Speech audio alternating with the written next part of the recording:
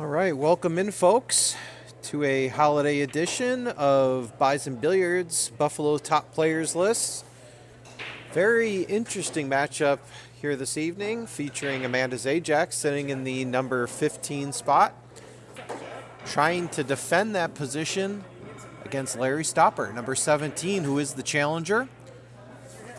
They're doing a race to 7 in 9-ball pool, traditional Texas Express rules.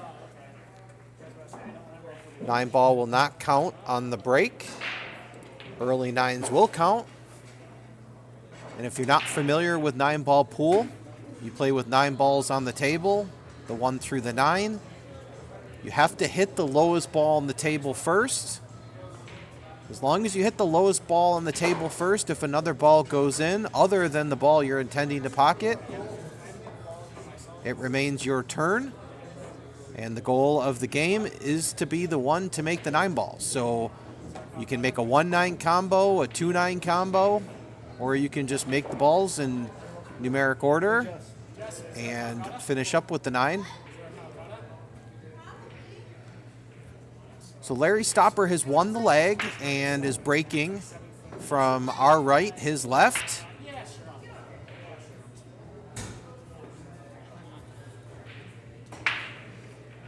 And leaves the cue ball where you want to leave the cue ball after the break, which is the middle of the table. That's going to give you the best chance to have a shot after the break. Fortunately, did not make a ball, so Amanda comes to the table with a pretty wide open layout. No real problems on the table. This opening shot is probably the toughest shot of the rack, and she handles that nicely and plays that 3 rails for the 2 ball. 3 balls sitting in the middle of the table. See if she can hold it maybe for the side pocket. Nope, she plays it in the same pocket. Now you're going to want to come back out to about the middle of the table for this 4 ball. She tries to hold under it, and I don't believe she got there. I think she's hooked by the 9 ball. Could be wrong, though. Sometimes the angles are deceiving on the monitor. Okay, I think she had enough of the ball, but just hits it a little bit too square. Brings Larry to the table. 4 ball up into that top left corner, and all he needs to really do is hold it for this 5 ball. Oh, wow, okay, I didn't see that. She must have grazed the 9 ball. I didn't see that. So Larry's going to have ball in hand. He's going to go lefty. Just wants to leave himself an angle on the 5, which he does. See if he comes between the 7-9. Right, beautiful shot there by Larry. Gives himself an ideal angle to come down table for the 7.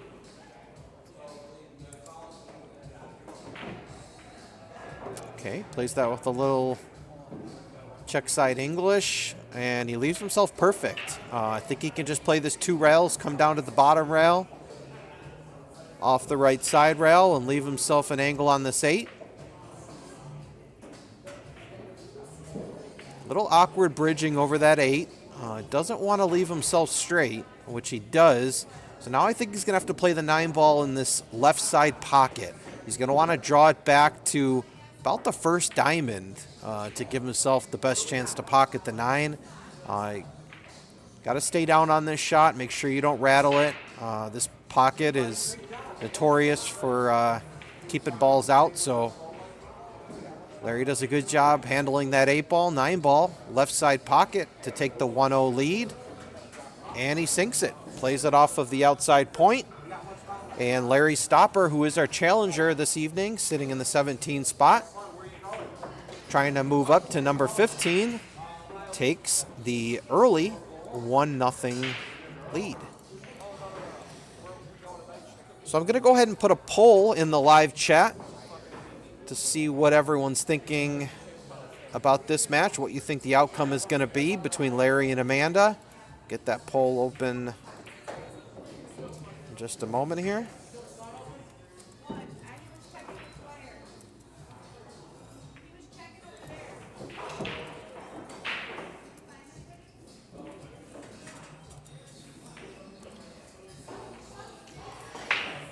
All right, the poll is live, so let us know what you think. Do you think Amanda is going to protect her position at number 15, or do you think Larry Stopper is going to move up? We have Valerie Z in the live chat, says, let's go Amanda. So one of Amanda's supporters weighs in. Lets us know who she's cheering for. All right, tough opening shot here on the 1. Tied up with the 2 ball. Larry, okay. Just decides to roll up on the 1. Leave it tough.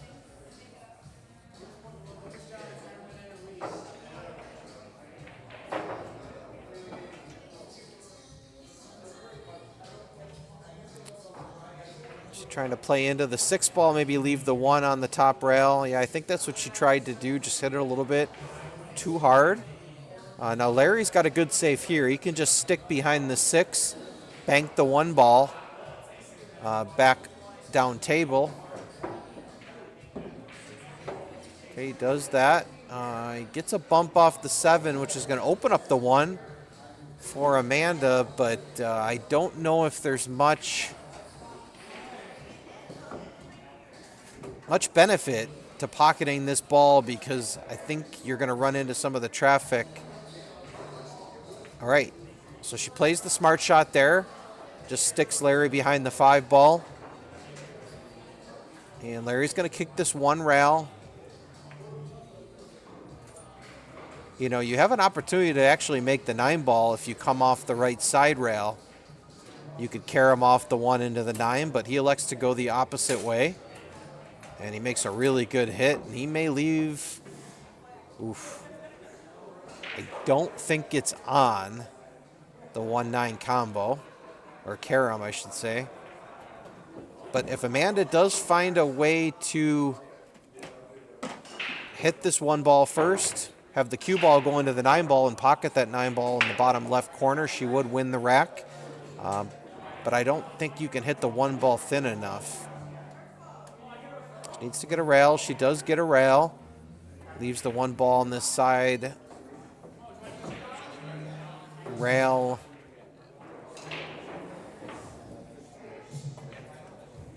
Okay, Larry just walking around, surveying his options here. I think really the only play is to come off the left side of the 1 and bring the cue ball back down to the bottom rail and just leave some distance. That's what he does, and even better, he's going to get behind that 9 ball. Wow, what a shot there by Larry Stopper, showing off his defensive abilities. And Amanda's got a really high gear, so I think that's a smart shot by Larry early in the match. You're up 1-0. You really want to prevent Amanda from getting going, because she, like I said, she has a very high gear. She's very capable of, you know, running multiple racks at a time. So I think that was a smart shot by Larry, not taking on any sort of crazy offensive shot and just deciding to play the safety.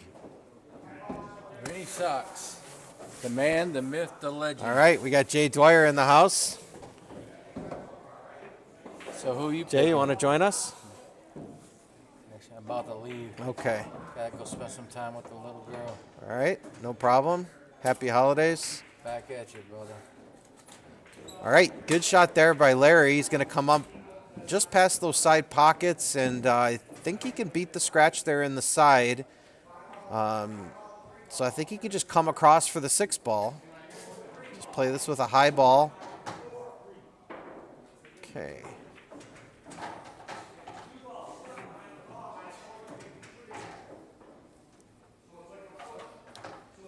We have Karen Mishka, 557 in the live chat, also voicing her support for Amanda. So we have a lot of Amanda's family and friends in the chat. Thank you so much for joining us. We really appreciate it. We're still, I say this on every stream, but we're still relatively new to this space. I think we've only been streaming for a few months, so we really appreciate everyone tuning in and watching these great players show off their skills. All right, Amanda, great shot there with the bridge. Not always easy using the rest. Certainly not my favorite option. I always try to avoid using the bridge if I'm able to. I'd rather play behind the back or lefty or whatever I need to do to avoid using the dreaded bridge.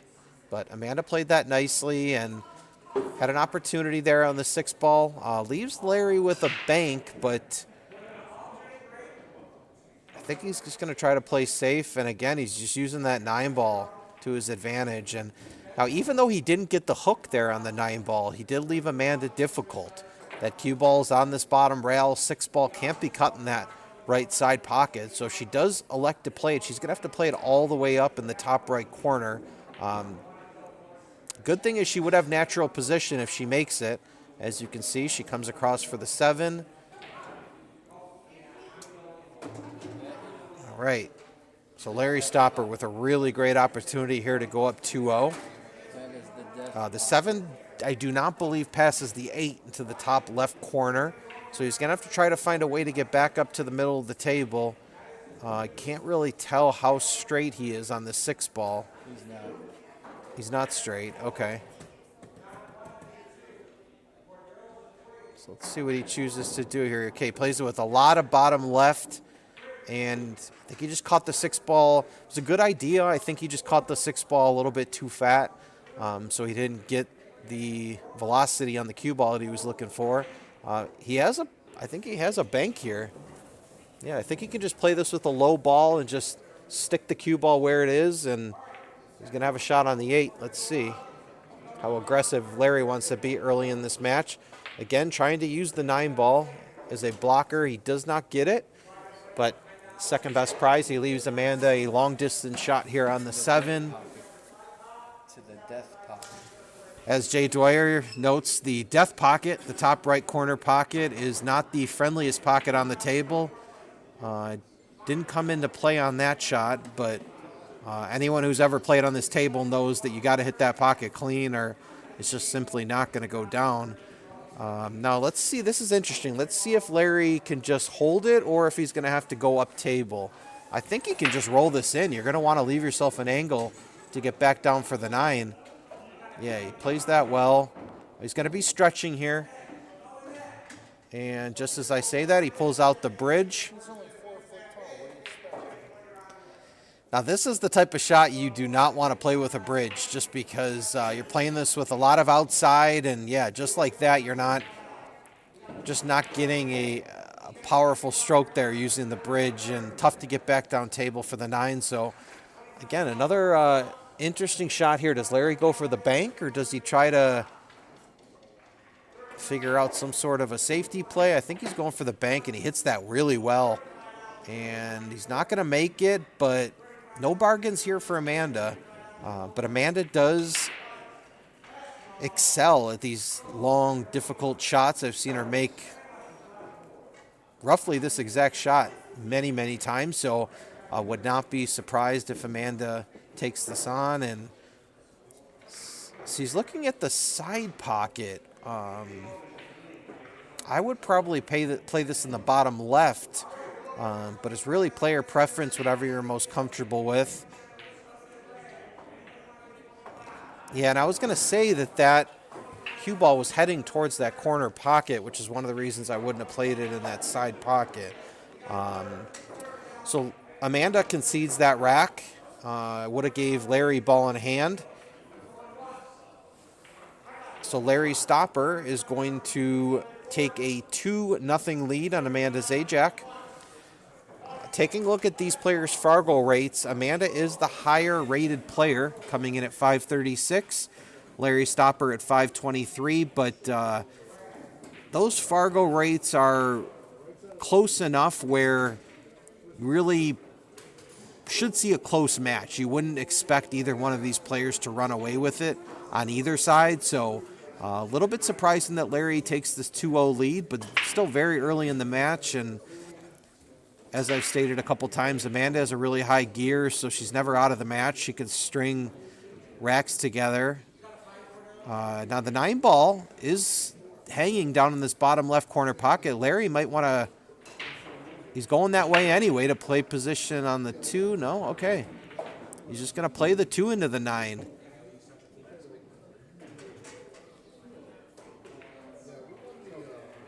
Wow, he gets the double kiss. So a little friendly bump there for Larry Stopper, but he is going to take a 3-0 lead over Amanda.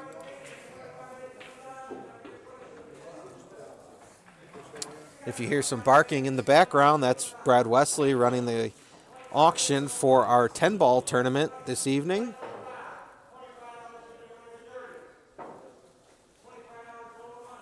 Always something going on here at Bison Billiards, whether it be a tournament, a league, a streamed match.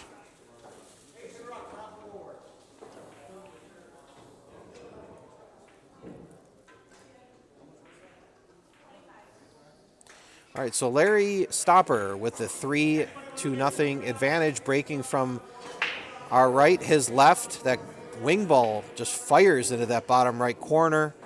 And don't think he has a look at the one. He's looking at it now, but if he can see it, the table is laid out pretty nicely.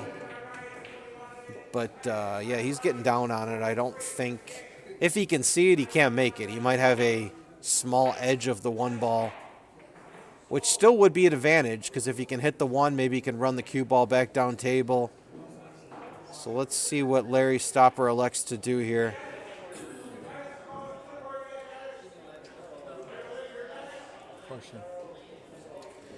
All right, a push out by Larry Stopper. And again, if you're not familiar with 9-ball pool, the shot directly after the break shot, the player has the option to put the cue ball anywhere on the table that they wish. They can even make a ball, and the incoming player would then have the opportunity to either take the shot or give the shot back to the person who pushed. So Amanda took it, got a ball to drop there, one ball hanging in the side pocket, holds nicely for the 3-ball. Now you want to try to get relatively, well, actually with where the 6-ball is, you're going to have to get down table for the 6. So you can't play that 5 in the side pocket if it's playable. You're going to want to try to get above the 5 to run the cue ball back down table for the 6. So good angle there. She wants to leave herself that inside angle. Okay, she's perfect. She can just play this with some bottom left, drag the cue ball over, and play the 5-ball in the bottom left corner pocket.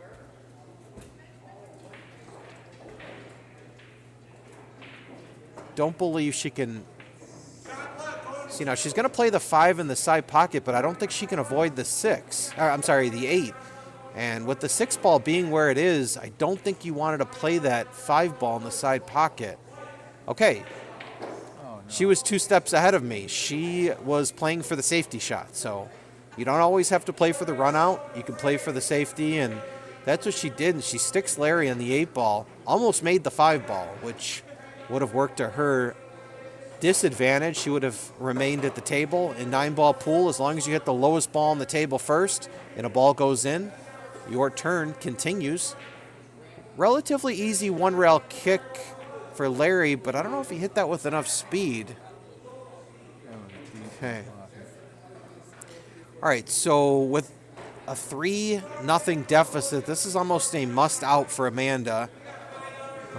I think she can just, if it's me, I'm putting the cue ball on the bottom rail. That way you're going to guarantee yourself an angle on the 6. She's coming from above it. So she's going to have to draw out, maybe? Okay. Not a bad shot there. I think a little bit touchier than maybe putting the cue ball on the bottom rail and just cutting the 5-ball in, but she played that nicely. I think inside English here, 2 rails. Wants to get up. Okay. So let's see how she could play this 3 rails. She could play this forward. Looks like she's drawn back. Watch out for that side pocket. And I did see that coming. Surprised Amanda didn't see that shot.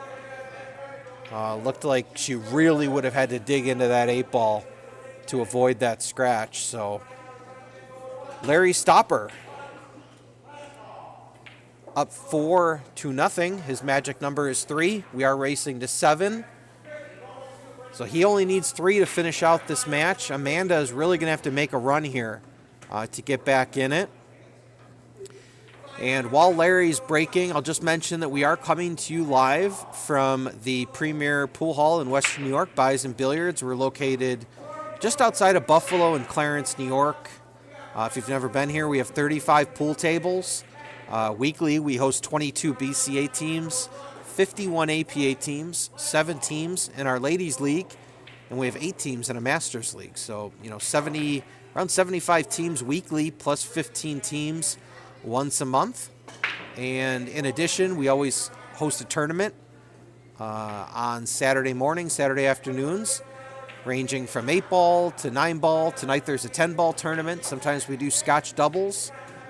If you want to stay up to date on what tournament we're going to be hosting here at Bison on Saturdays, follow our Facebook page. The staff here at Bison Billiards does a great job updating that Facebook page with the upcoming tournaments. Okay, so Amanda, she looks like she's going to hook herself on the 2-ball. Tried to play through the 4-ball. She does have a piece of it. If she's got a piece, she might be able to make it. And wow, she did come close to making that. Leaves Larry with a long, difficult straight shot on this 2-ball. And, you'd think a straight-in shot would be easy, but when you got a straight-in shot with this much distance, it makes it that much more difficult because you got to have an absolutely perfect straight stroke to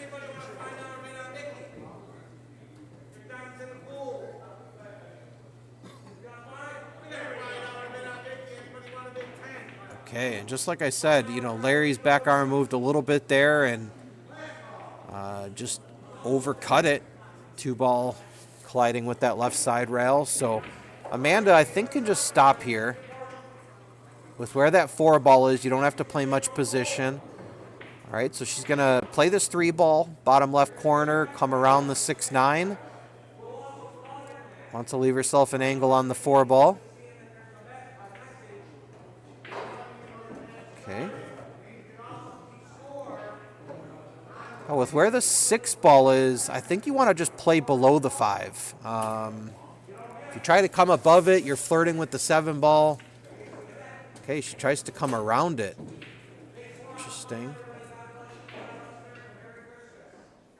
All right, now I think you're going to want to play this 5 in the bottom right corner. If you try to play it in the side pocket, you're probably not going to get position on the 6-ball. I think you can just slow roll the 5-ball in the bottom right corner, leave the cue ball on that right side rail. Unless the 6 doesn't pass. Maybe it doesn't. Okay, must not have passed. So that was the right shot.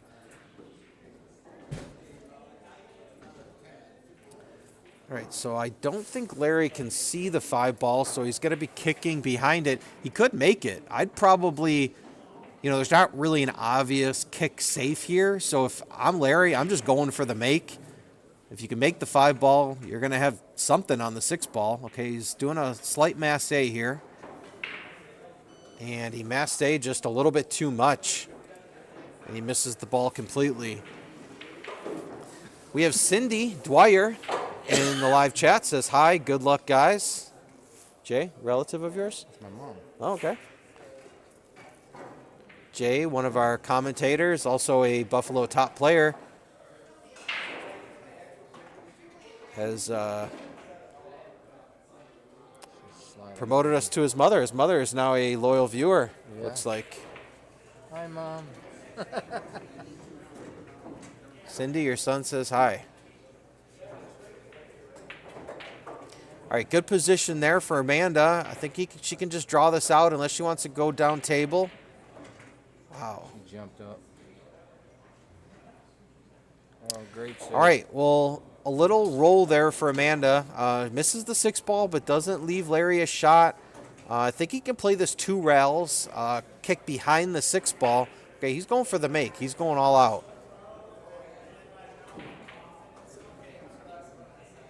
I think that's 2. Is that 2 He's on for Larry? Should I be. didn't see Amanda make the motion that he's on 2, but I think Larry missed the Massey shot Yeah, it's on two. his last turn. So he is on 2. Again, if you're not familiar with 9-ball pool, 3 fouls, 3 consecutive fouls on your turn would be a loss of game. Checks us Not at match, just a loss of game. So you lose that rack. This is difficult. I don't think that 8-ball goes in the side pocket, so He's gonna play the bank. must. No, I don't think it does.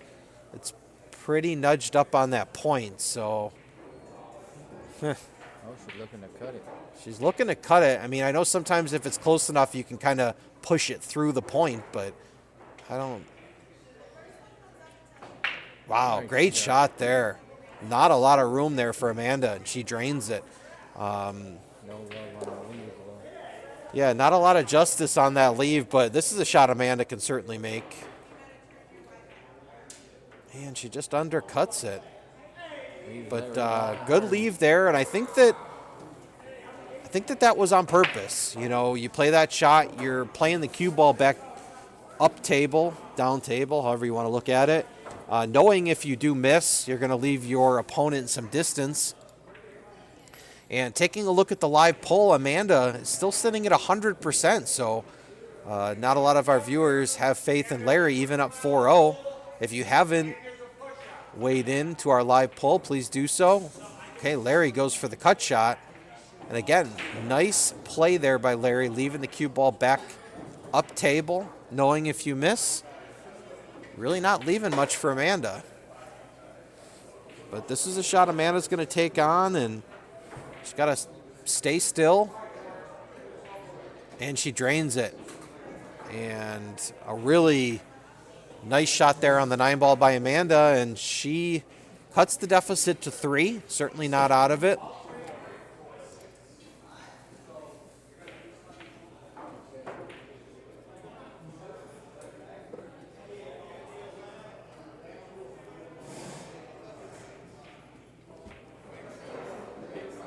We do have another match coming up after this one. The next match is going to feature 2 more Buffalo top players.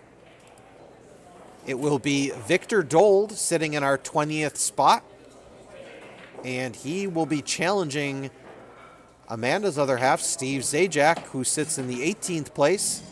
So the winner of that match, either Steve would protect his position or Victor would move up to 18. So very exciting match coming up directly after this match ends.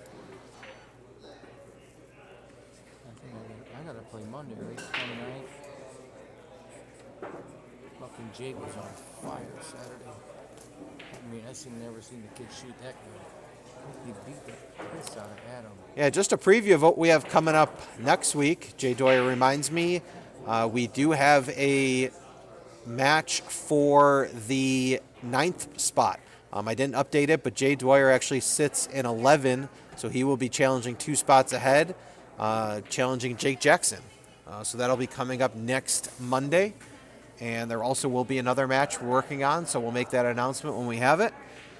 But back to this match, Larry doesn't want Amanda to start to string some games together. Like I've mentioned before, I feel like she's a momentum player. She has a very high gear. I've played her a few times, and When she catches gear, watch out.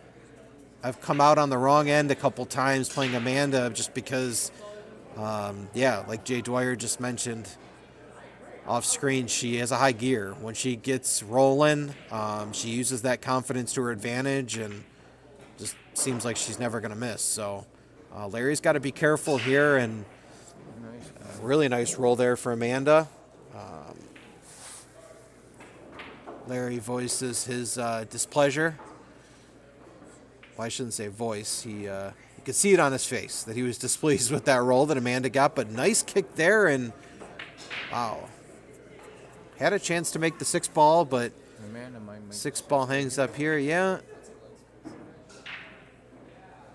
Amanda could go for the carom shot here, but where's that 1 ball going? That's the thing. Let's see what she chooses to do. She is an aggressive player, so wouldn't be surprised if she goes for something here. Okay, she plays the smart shot, and that's a great shot.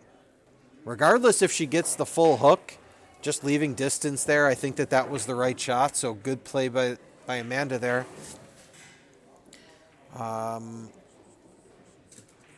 See, I think Larry can just thin off the left side of the 1, bring the cue ball back up towards that 5-9. Okay, he's going all out. And Very aggressive. I don't think Amanda has a shot, so but she's looking at the carom. Yeah. She is looking at the carom on the 9 ball. I don't think it's on. I think It's a little too deep. yeah, I think it's a little too deep. But excellent position here for a safe. I think she can just play off the right side of the 1. Okay, let's see what she's doing here. She does go for the carom. That 4 ball gonna go? No. And I think the 1 ball does pass the 8 ball, so. Oh, did something drop? Yeah. I didn't even notice. Yeah, something must have dropped. So she's gonna draw out for the 2 ball. 3 ball, I think, out. Okay. 3 or 6 ball. Yeah, it looks like she can just come around for the 3 ball, maybe in that bottom right corner pocket. Yeah, she tries to slow roll it. And when you slow roll a ball, you lose a little bit of your accuracy. If you ask any top player, they're always going to prefer to hit a shot firm because, you're not going to have the cue ball roll off and you just get a better stroke on it. So. English will take more, too. Mm-hmm. Okay, surprising miss there by Larry. I thought he would drain that 2 ball, but now Amanda can just play the 2 ball, hold for the 3 ball in that right side pocket, and then after that, it's pretty much a roadmap here. Yeah, it's a roadmap, but I'm saying I don't think the 2 is straight in. I think she could follow it up and get better position. Oh, yeah. I think she's going to maybe check this with a little bit of inside.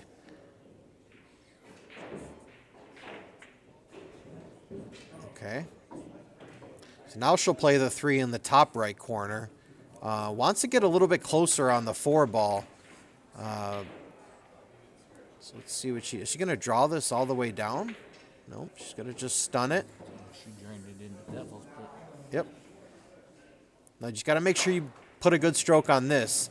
This is the type of shot it's easy to let up on your stroke and get hooked behind that 8 ball. Okay, plays it well. Yeah, that was a more difficult shot than it looked with that 8 ball sitting there. So she's going to come 1 rail. Okay, elects to use the 2nd rail. And Amanda Zajak, Getting her confidence. barring anything unforeseen, will roll this 8 ball in. 9 ball, top right corner. And you can see Amanda's confidence coming back there. Down 4-0. And Larry gives Amanda the 9 ball.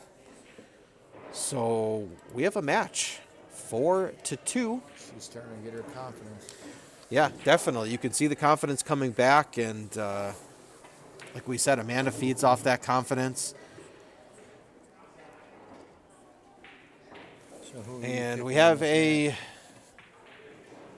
Victor coming into the pool. He'll be coming up in our 2nd match, taking on Amanda Zajak's. Steve Zajak. Yep, taking on Steve Zajak.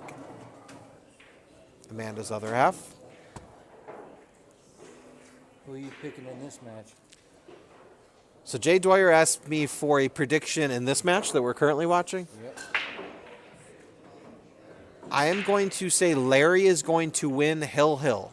I think Amanda's going to make it really close, but I think Larry comes out with the victory 7-6. That's my prediction. What do you got?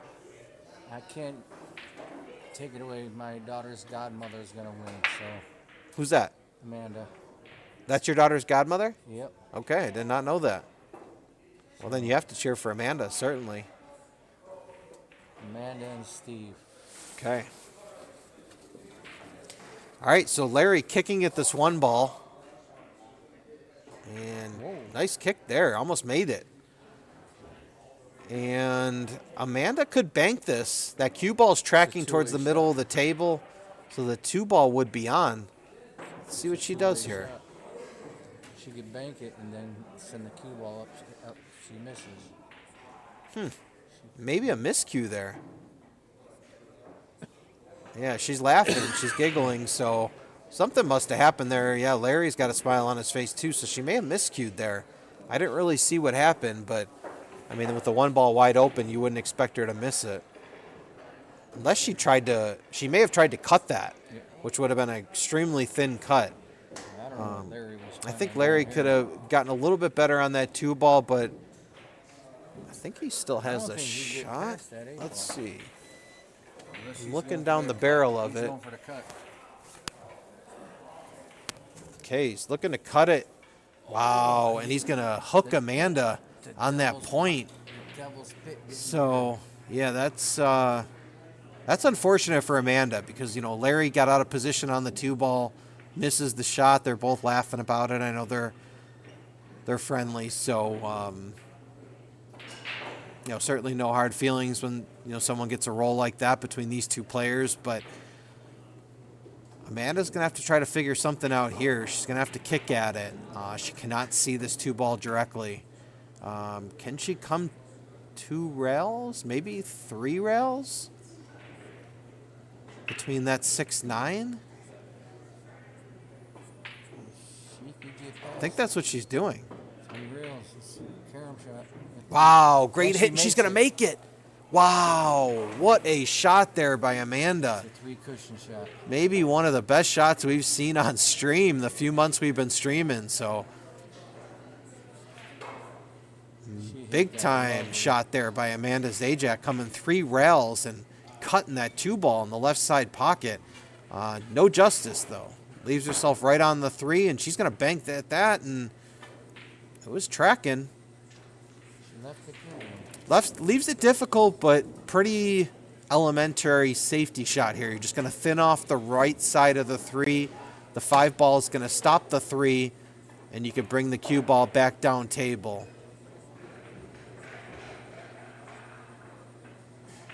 Yep, perfect. Wants to get behind the 7. Great shot there by Larry. Really good shot. I wonder if she could kick at it again and get it. Yeah, like Jay said, you know, she just kicked that 2 ball in, so I wouldn't put it past her to kick this 3 ball in, but looks like she might be, is she jumping? Looks like she's going straight at it. Maybe just a slight masse. Not sure if the 3 ball's on the rail. You got to be careful of the double kiss. No, she's going to kick at it. Wow, hits it. Great. Might stick behind the 9. Nope, but again, no bargain here for Larry. If he wants to go for the cut, it's thin, and that cue ball is going to be moving. Moving big time. Might go, I was going to say might go into the 5, but I don't think so. A little bit of left, he'll pass it, but yeah, he tried to play that with some left spin, I think, and hook behind the 5, but he just hit the 3 ball way too full. And send the 3 ball to the bottom rail right here. Yeah, I think you can just play the 3 ball 1 rail off the side cushion between the 6-7 and just leave it on the bottom rail. I mean, you could try to maybe cut it below the 6 and leave it behind the 6-9. And that's exactly what she did, like I just called. And does a really good job, yeah. All right, so we have Nestor Hippolito in the live chat. It says, go, go, go, Amanda. Good luck. Yeah, Amanda's getting herself back in this match. She was down 4-0, and she's rattled off 2 racks in a row. Valerie says, fantastic. The way Amanda is turning it on here. Karen Mishka also says, nice. The little Saint Nick says, let's go, Amanda, with a bunch of fire emojis. All right, let's see here what Larry wants to do on this 3 ball. Yeah, he's got the 5 ball. No, yeah. Okay, left himself a good angle. Maybe not as much angle as he wanted. No, I think he's okay. Yep, he's going to play perfect. between the 7, 8. It's going to bounce up, give him a nice angle. I think you can just play maybe one rail there for the 7. Just pop and come up. Okay, he overrolled it. Yeah, I thought with where that 8 ball is, you might not want to play the 7 in the side, but well, you can just come around 2 rails. Yeah. 3 rails. We'll skip the 9 on the inside. yeah, I mean, if it's me, just because of where the 8 ball is, I would have tried to play the 7 in one of those top corners. I just think I would have been able to get on the 8 a little bit better. But he had a similar shot early in the match. Bottom left. Okay, he's okay. Oh, he did that. He's okay. He's going to avoid the scratch. No problems there. Really just make the ball. You make the ball here, you're going to have a shot on the 9. So just be aware of that scratch. Okay. He must have thought he could scratch. Yeah, he must have been a little bit thinner than it looked on the monitor. It looked like he had a cut shot on that 8 ball to the bottom left corner, but he elects to bank it, and Amanda has a good opportunity here to cut the deficit to 1. Just play it, just 1 rail. Hearts all around for Amanda. Trying to pass those positive vibes on with this 8 ball, which is really the shot of the rack. You make the 8 ball, you're gonna make the 9 ball. So this 8 ball is essentially the 9 ball. She doesn't hit it too hard. Okay. Again, what we were talking about earlier with the slow roll, I think she was so worried about holding it for the 9 ball, but with where the 9 ball is, I mean, anywhere up table, I would bet on Amanda to make it, so I don't think she had to hit it that soft. I think she could have hit it a little bit firmer. She just tried to get fancy with it, I think. Now, Larry here can cut the 8 ball, but for me, I'm probably trying to play the safe here behind the 9, just coming off the left side of the 8. Play the safe. He's cutting at it. He's definitely cutting at it. No, he's not. Double kisses, and Good.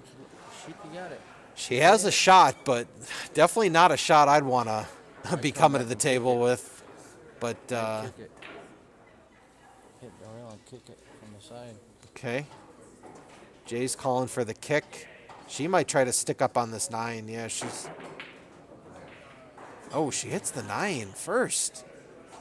Surprising there. I think she had the whole 8 ball. Did she hit the 9? Oh, She did hit the 9, yeah.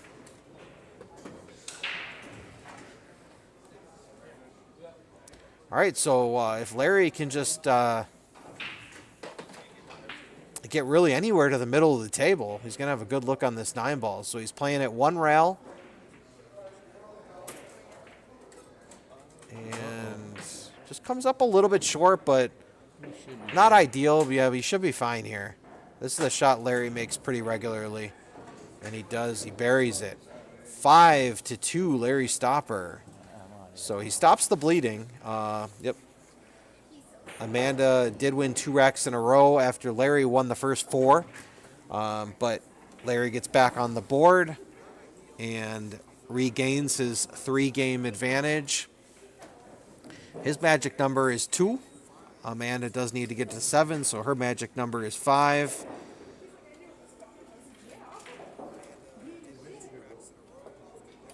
Just taking a look to see what tournament we have this Saturday, if you just bear with me.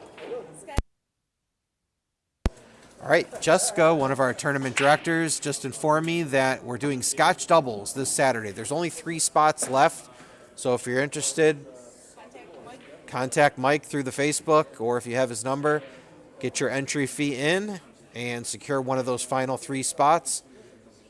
We're having a New Year's Eve tournament too. We don't know what, but something. Okay, if you didn't hear Jessica, we're also going to be putting together a New Year's Eve tournament. When we have more details on that, we'll certainly start to spread the word. 3 spots left for Saturday. How many teams total? 16. 16 teams for Saturday, Scotch doubles. All right. So Larry makes good contact on the 1. Amanda comes to the table. Looks like she can just play this 2 rails. Okay, she bumped into that 3 ball. I don't think she was intending to do that. Still has a look, though. Gonna try to play the 2 in the right side pocket.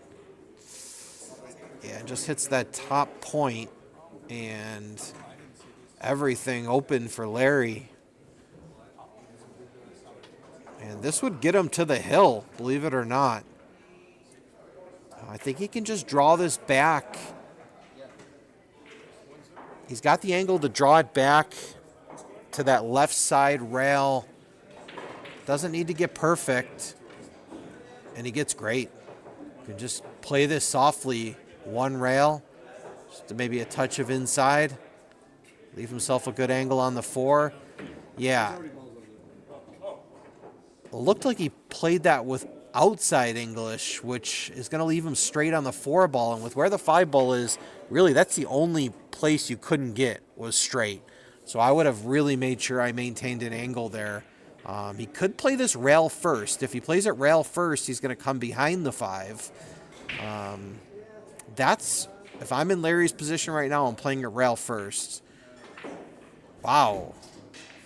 Puts a great stroke on that. I did not think he had that much angle, which he might not have, but because he was so close to the pocket, he was able to play position through the pocket. And he rolls up and makes that 5 ball. So a couple very difficult shots there by Larry Stopper, and you know, he's showing us why he's up 5-2. He's just playing great.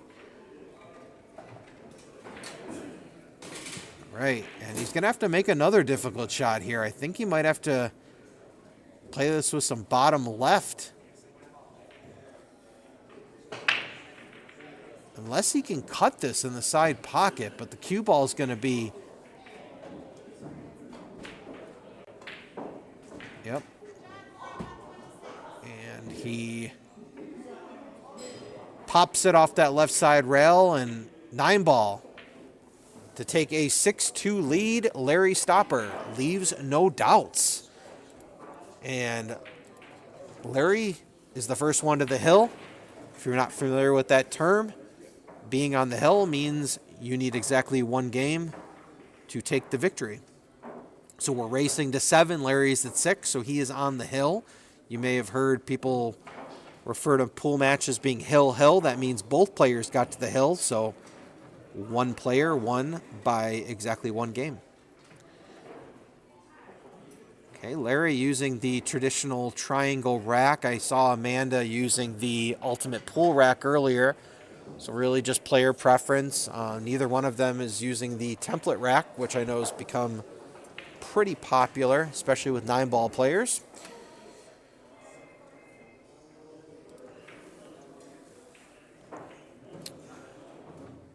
And while I'm speaking on just pool equipment in general, I did want to give a quick shout out for the Bison Billiards Pro Shop. If you've never been to Bison Billiards, we carry pretty much every pool cue brand that you can think of. I know Mike here, the owner, takes pride in having really the best equipment around. And he has over 200 pool cues in stock for sale, whether you're a beginner, an intermediate player, or an expert player. Really a pool cue for everyone. Prices ranging from $100 and up, and he's an active dealer for Predator, Jacoby, Viking, P-Shower, Q-Tech. And if you want to get fancy with it and pick out a custom cue, he has custom cues from Davini, Prather, McDaniels, Joss West, Southwest, Jonathan Gilbert. Pretty much every custom cue maker you could think of. Stop in, take a look at the cue. And if it's something you like, I know he will, him and the staff here at Bison Billiards will make sure to get you the best price available. And, having the right equipment can definitely make a difference in your game. I've definitely learned that through the years. Playing with some subpar equipment really dropped my game. And when I was able to afford good equipment, I made sure to stock my bag and definitely helped with my game. So if it's something you're not really sure of and you don't know a lot about pool equipment, just stopping at the pool hall. Everyone here is super friendly, and really anyone here or any of the Bison Billiard staff would be happy to talk you through anything you need to know about pool cues, tips, break cues, gloves, chalk, and anything in between. So back to the match. Larry Stopper with a nice shot there on the 1 ball, but he's going to leave himself hooked on the 2 ball. So he's going to have to come up with something here. He's on the hill, so there's pressure on every shot, but maybe not as much pressure as maybe Amanda's feeling right now, down 6-2. He does miss the 2 ball, and really Amanda's got to get out here. 3 ball does go in that bottom left corner, so I think Amanda can play the 2 in the top right corner and really just maybe draw back about 6 inches.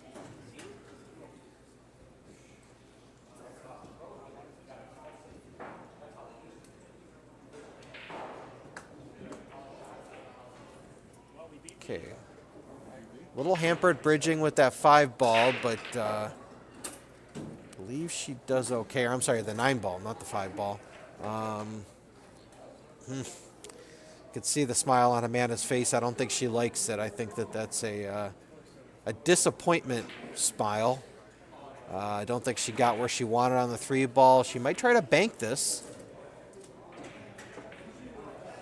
Okay, she tries to stick on the 4, and yeah, she's going to open things up, and I think the 3 passes the 5, which if it does, Larry could play to a safety shot here.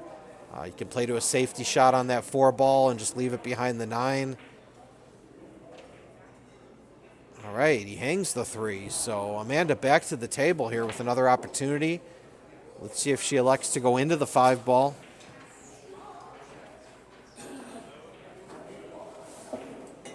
Taking a look at our live poll, we're up to 7 votes. Amanda still has a pretty significant lead at 86%, but she's going to really have to make a run here, down 6-2. But I know her supporters in the live chat have faith, which they should.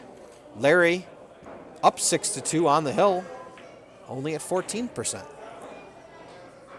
And that's going to bode well for Amanda. Going to leave Larry hooked on the 4 ball. Might be able to masse it and play it rail first.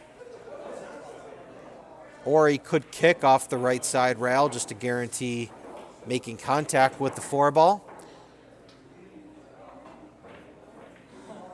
Does do that, and he pockets a ball and kind of puts up his hand as a way to apologize to Amanda for unintentionally making that ball. 4 ball does go in the side pocket, and I think he can avoid the 6. Maybe not. And he could. He overcut that, so he definitely... Yeah, he overcut it slightly, but he missed that 6 by a decent amount, so he could have avoided the 6. If he would have made the 4, he probably would have been out. And Amanda playing a defensive shot there, and a good one. Even if Larry can see this 4 ball, he's going to really have to get into this cue ball to bring it back for the 6. And this is not the pocket that you want to play a shot with a ton of speed, because if you hit any part of the rail, it's probably not going to go in. But Larry gearing up here, and okay, kicks at it. And I think he might have got away with it. I don't think that 4 ball passes the 6. So Amanda can just come off the top side of the 4 ball and play the cue ball behind the 6 ball. Let's see if that's what she elects to do here. Looks like she can come off the top side of the 4 ball and play it 2 rails behind the 6 ball. Pulls out the bridge, which is a smart play if you can't reach the cue ball. Okay, she's eyeing up the combo, so she's going to get aggressive here, which I don't blame her. You're down 6-2, you got to make something happen. So 4 into the 6. Nothing easy here, especially with the bridge. but she buries it. And she's going to leave herself a good shot on the 4 ball. Looks like she can maybe come underneath the 9 ball, or she can spin out of the corner.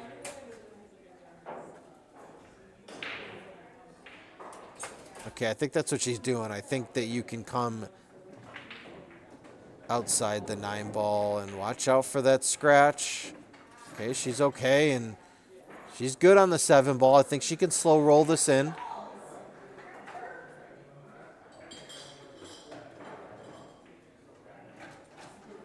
And she misses it. All right, so Larry Stopper with an opportunity to take our match here.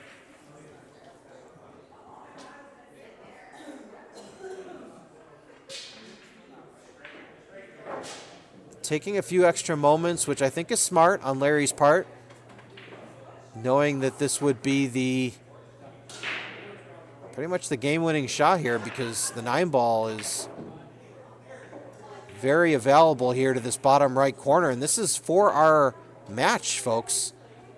And Larry rattles it in. So Larry moves up to number 15. Amanda Zajak is going to drop to 17. And we'll just take a quick timeout. We'll get Larry in the booth for a quick post-match interview.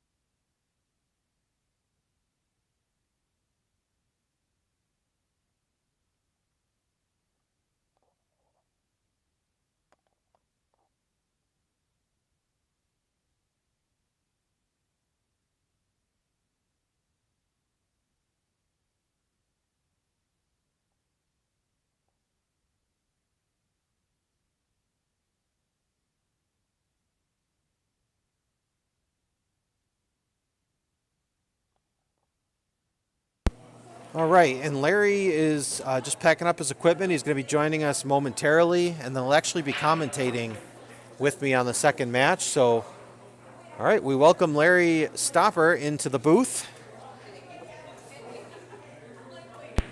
Hey, all right, Larry, congratulations. Thank you. You are now our 15th ranked player on the Buffalo top players list, and Amanda drops to 17. So you jump out to a big lead, 4-0.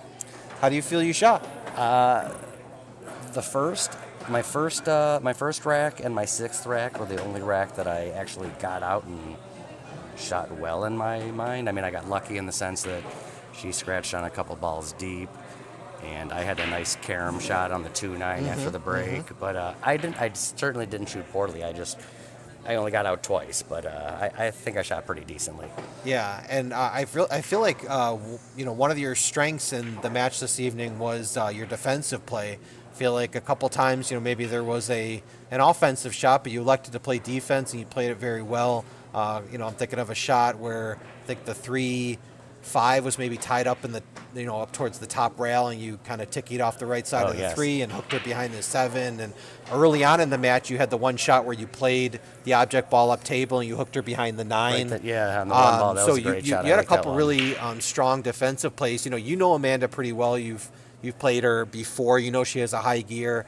So, what was your mentality throughout the match? Maybe even when she won those couple games, cut it to 4-2. Did you ever feel like you had to change the way you played at all? I didn't feel like I had to change, but just like you're saying, when she got when it was 4-2 at that point, and I had missed a couple shots throughout that rack, I was saying, I've got to win this rack because I can't. She's got the momentum now. I can't let her get 4-3 within 1. So I've got to do what I can to get this rack and keep it going, which luckily I did. Yeah, so now I know we have another match coming up here. Victor Dold, who moved into our 20th spot, is going to be taking on Amanda's other half. Steve Zajak, who sits at 18. I think you know both of these players relatively well. Maybe Steve more than Victor, but what do you think you're going to see here in the second match? In all honesty, I know Steve and his game very well. I just last week was pretty much my first interaction with Victor, Okay. but he also shot pretty solidly. I would personally favor, it's going to be a good close match because they both shoot well. I would give Steve a slight edge. I would say 7-6, 7-5, Okay. if they're doing a race to 7. All right, and then back to where you sit on our Buffalo top players list. So now you're at 15. So above you is Dave Bauer and Dan Sticks Rizzo. I know you know both of those players. Either one of those players, maybe someone you want to challenge for an upcoming stream match. I would definitely love to challenge my buddy Sticks. Sticks, okay. I know he tunes in pretty regularly. So Sticks, if you're out there. You have a challenger. Larry wants that number 13 spot. He wants it bad, so let us know when you're available to play.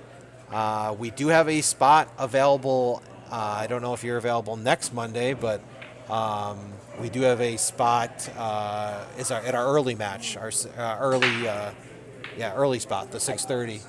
I can't see why it wouldn't be. Okay. Yeah, maybe we can make that happen. I know there's a couple other people that reached out too, so we'll definitely have a match scheduled for next week. But I know Larry's going to stay with us, right, to help commentate for our second match? Yeah, I'm going to be back in a minute. I'm just going to Yeah. go to the restroom, grab a drink, and I'll be back in a Yeah, few yeah. minutes. We'll people. we'll both be back, actually. I'm going to update the banner here. I'm going to go talk to the players, find out what they're doing, and we will be right back with you. Thanks, folks.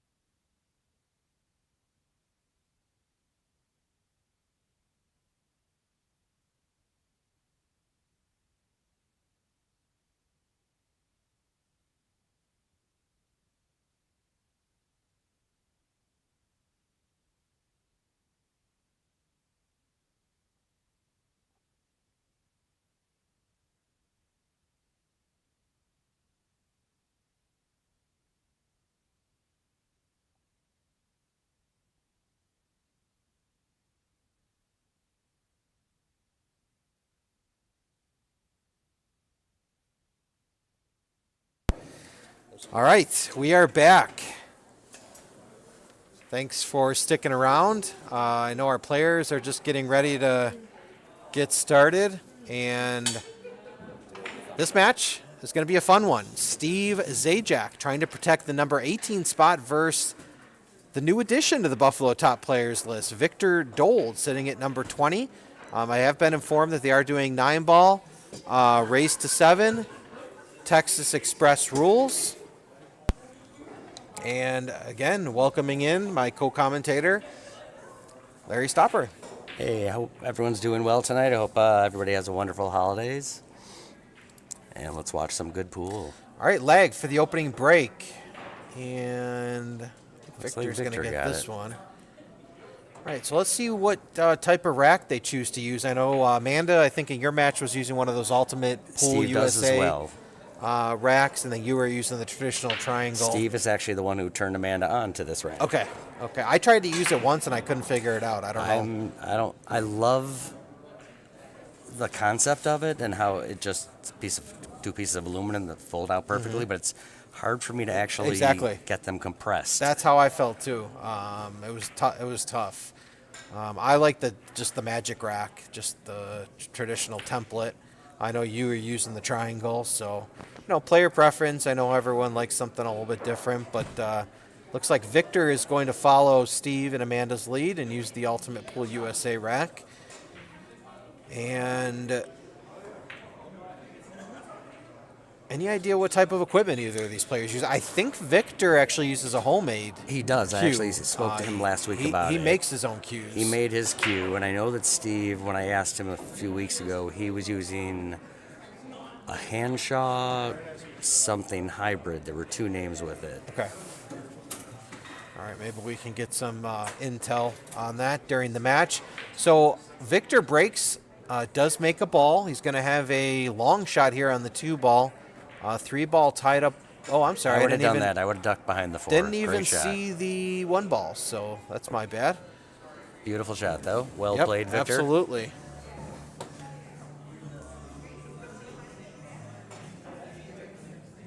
So, Vinny, you had asked me my thoughts on this match. What are you thinking here? Yeah, I'm going to get the poll started here. Please do. Did we have a poll in, You did. in our match? Amanda had 67%. You were believe at 33%.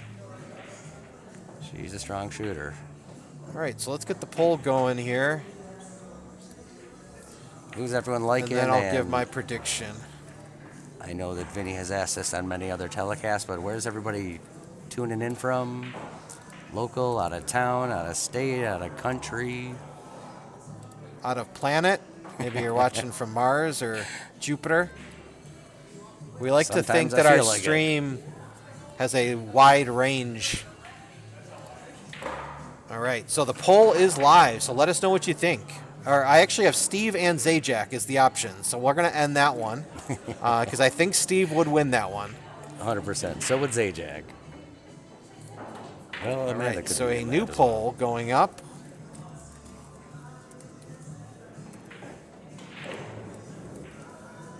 Oh, he hit that 2-ball so well. The only place you could be for the 3-ball. That was perfect. All right, so your options, Steve or Victor. Who will win this match? Let us know. Fat Bob Benny, who I got a chance to meet the other day. Appreciate you coming up and introducing yourself. I know one of our most loyal viewers on the he Bison play in Billiards the big table stream. 9-ball? What's that? Did he play in the big table 9-ball? I don't think he played. He may have. Benny, did you play in the big table 9-ball tournament we had here on Saturday? Did you play in it, Vinny? know I you didn't. generally I got do. here a little bit later. Oh, okay. Played some 3-cushion with Tom Hanley. I know 9-foot 9-ball is your favorite game. Of course, Jay's going to Or be one of cheering your for strongest. Steve Zajak, who is his daughter's godfather. I found that out this evening. I did not know that before tonight. Victor, good opportunity here to take a 1-0 lead. Got a great spread. You're right. Yep. 6 with some See top if he goes right straight or down bottom table left. here. I don't think he wants to flirt with the 9-ball. Taking the top right route.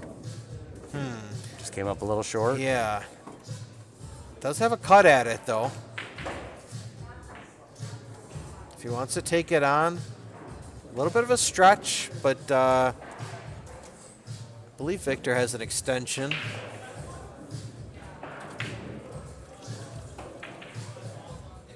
Okay, gets the extension out of his bag. Oh, that's right. It was on Thursday. He had the APA championship.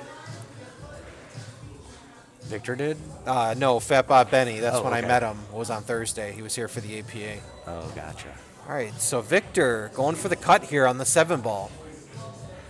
Ooh, overcooked. Ooh, Close. got to be careful. He almost grabbed He that almost cue ball. touched that cue, for yeah, sure. it wasn't going into the pocket, but I think he was anticipating the scratch, and if he would have touched the cue ball, it would have been an automatic foul. So you got to be Absolutely. careful with that. He shakes his head in disgust. He doesn't like it. Steve here. He's in great shape to get out here and Yeah, does take he a 1-0 come lead. up with some inside and play the 9 in that left side pocket? Does he come around, maybe bottom right, up table for the 9? He chose the inside English route. Yeah, and I think what got him there is I think he was a little bit undecided on where he wanted to play that 9 ball, and I think it got in his head a little bit. I 100% that's agree why with you. he, Uncomfortable look for a moment. Yeah, he was a little uncomfortable on that 7 ball. Victor, Steps up and bankaroo, and he's going nice to be shot. perfect on that Perfect. 9 ball. Great shot for Victor Dold, and a shot like that, it's him showing why he deserves to be on the list at our number 20 spot. Struck that very well.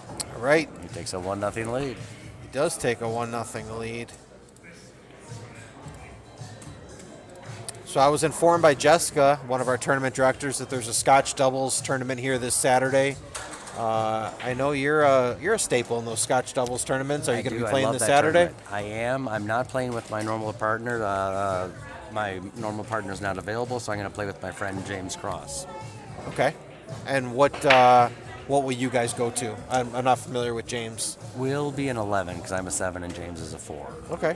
So you'll get weight from the 12s? Yeah, we should get a game. Okay.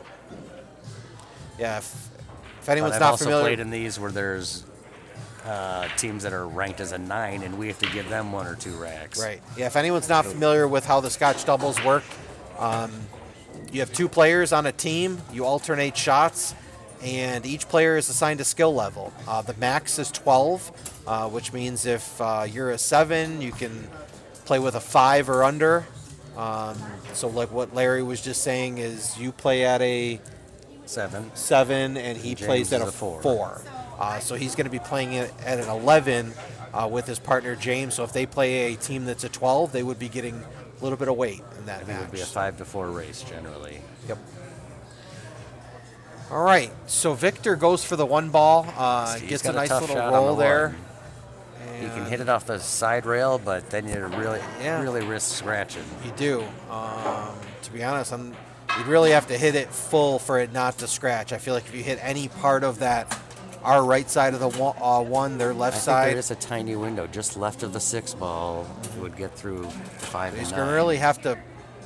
Yeah, that was. Yeah, I mean that was pretty. That was a pretty obvious scratch there, I think. So It was, and now unfortunately, Vinny's in a. I apologize. Victor's in a great spot to hide the 1 ball and put Steve on 2 and try to 3 foul him here because he doesn't have a fantastic out, although he does. And make Yeah, a couple unless open that balls. 1 ball goes in the corner. If it does, you could just stop there, play the 2 in the side, roll up for the 3. Absolutely. But I actually like your play better. I feel like even if that 1 ball goes, maybe get a little bit better on it. He's No, going for the he's out. okay. Or he could play a safety on a different ball if he chooses. Yeah, just be careful of the 6 ball. So now he's got to make a decision. Do you roll forward? I think he's got the wrong angle. He's going to be going into the 9, which is not what you want to do. Yeah, and I he had think to juice because of that, he tried to power up. And And so I he's think I using- liked your shot better of playing the safety on the 1 because at that point you're going to put the 1 in a better spot. Maybe you're going to be able to play better position on the 2. I think it was a little bit touchy playing from the 1 to the 2 because anytime you're playing a shot in a side pocket, you really got to have the right angle because if you do. don't, you try to power up. We know how difficult those side pockets can be. So We've said it before. You don't want to be on the wrong side of the ball for your next shot. Okay, he tries to put it behind the 3, and he does Oh, a great beautiful. job there. So Fantastic. nice return shot there by Steve Zajak. And Victor's going to have a difficult hit here. I really think he's going to have to kick it with come some one English. rail. If he does have that side rail, which I think he does, he could just play this one rail. He might make it, and if he makes it, he's going to have a look at the 3. Okay, nice contact. I think goes he by might the have 6. blocked. I Did he think the block 6 is that? in the way. It's tough to tell on the screen. Looking at the table live, I think it doesn't go, but just barely. So maybe he can play it off the rail. Let's see. It's very, ball very behind the tight. 6. If it goes, it's very, very tight. Okay, he tries to come behind the 7, and This is something that you noticed and mentioned when I played Steve a few weeks ago, was that when it comes to Steve's safeties, he often tries to draw it and suck it back behind one Yep. ball, which is certainly doable. It's almost tougher. yeah, they're touchy shots. He does You play have to them have pretty perfect well. Speed. He plays them very well, but you need perfect speed to do it. And I think that's going to end up being a great shot there for Victor. I think he's hooked him on either the 6 or the 7. I think he's Steve's used like both me. his Steve can blockers. jump anything. He's a great jumper. He will easily He's jump hooked this. by the 6 ball, but as Larry stated, Steve is a proficient jump shot player, so he's I going to would pull out. expect him to pocket this, but definitely hit it for sure. Okay. What do you think his odds are if you had to put odds on making and hitting? He'll hit it 100% of the times, and he would make this 1 out of 4. Okay. Let's see if Larry's predictions. Steve's a great jumper.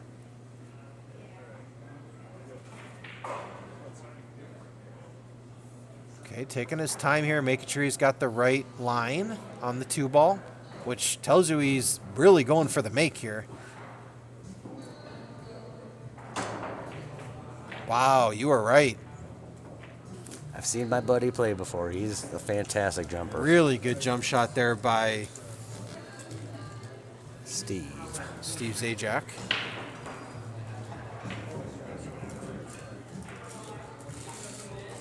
Has your wife checked in on the stream? So my wife has not checked in on the stream, but she is not home. She is out doing some shopping. That's fair. Not for me. It's not like I waited to buy any Christmas gifts, but good we're try. gonna be going to a bunch of family parties the next few days, and she's got to bring a salad and she's got to bring a couple other dishes. So I think she's at Wegmans right now doing a little bit of grocery shopping, and then Referee just got taken out in the hockey game. Sorry, people. okay, no, we're keeping an eye on the Sabres. They've won 6 straight, going for 7.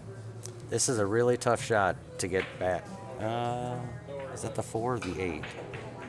Yeah, I thought he was Yeah, getting he had back to on draw the back 5. for the 5. Yeah, It's really tough to get on that I 5 think ball he's from got the a 3. piece of it. I think you can see a piece of it as well, barely. If he can Just see a piece of it, he might be able to play it real thin and put the cue ball behind the 8. No, he's kicking at it. Okay, he's going to leave the cue ball on this bottom rail.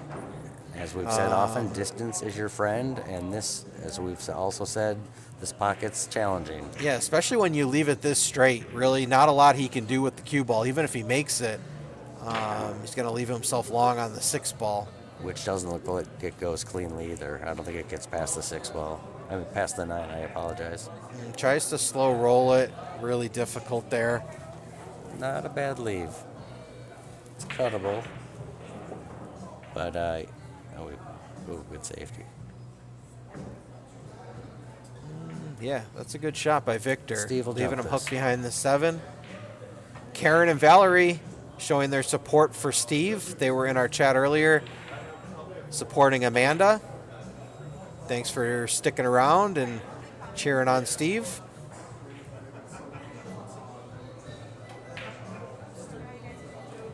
This is going in also. Wow, he just fires those jump shots in like 2 they're for 2. nothing. No, Fat he's- Bob Benny in the live chat says he would love to play in some of the Saturday tournaments, but work and family get in the way. Totally get it. Saturday tournaments I know are a ton of fun, but you really got to commit to them. They're all-day affairs most of the time, especially if you're winning. Okay, he tries to play into the 9 ball, but a nice two-way shot there. He's going to leave Victor great. hooked behind the 6.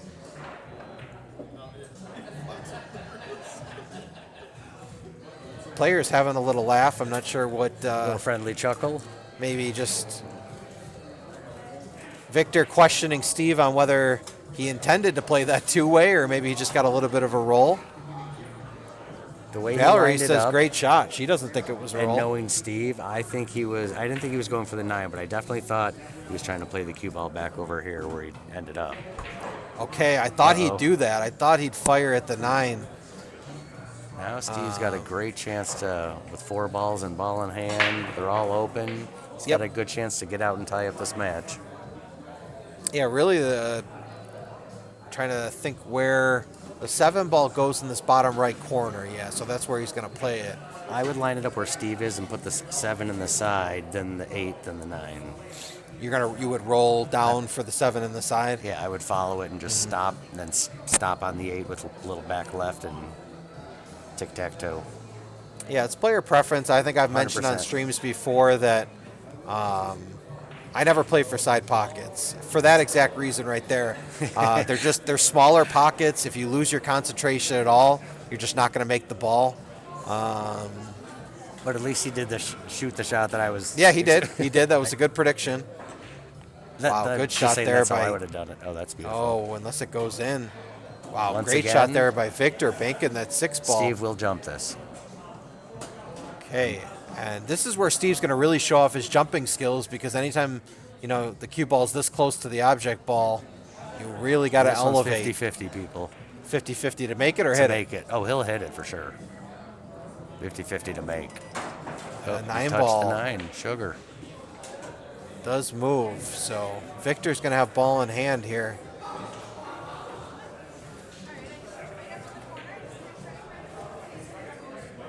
So let's see how Victor plays this 4 ball out here.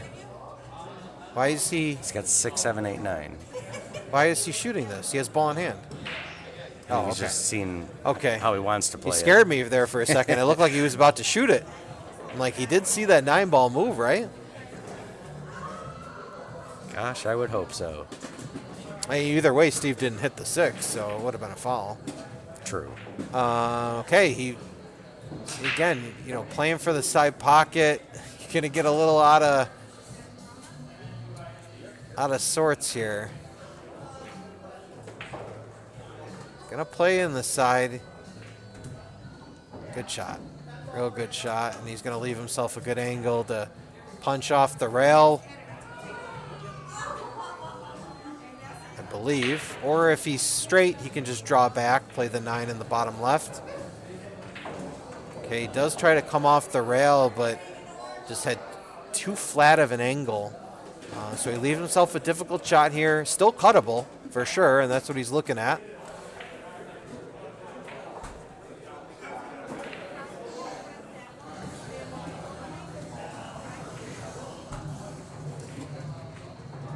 Nice sugar. Oh, watch. Well, that could be Oh, interesting. nothing easy. No? I don't think that 9 ball has a lot of room off the rail. No, I No, agree it with doesn't, you. That's, yeah. It may look simple to most people, but looks like it's touching the bottom He can rail. cut it, though. He's going to play with some inside. You got to. Well, it helps. Wow. And he hangs That's it. unfortunate. And Steve fires that 9 ball in, essentially conceding the rack. Frustration. Victor Dold takes a 2-0 early lead on Steve. And again, just bringing up our top players list, Victor is a new addition to the list. He knocked off our 20th place player in a match, I want to say maybe a couple weeks ago. So he's at our 20th spot, and he's challenging for the 18th spot. So onto the list, and he's already ready to move up and showing his skills here, up 2-0 on our 18th place player, Steve Zajak. So can Victor keep this going and increase his lead here on Steve? Breaking from the right side, makes the ball, and does not have enough of the 1 to have a look to pocket it.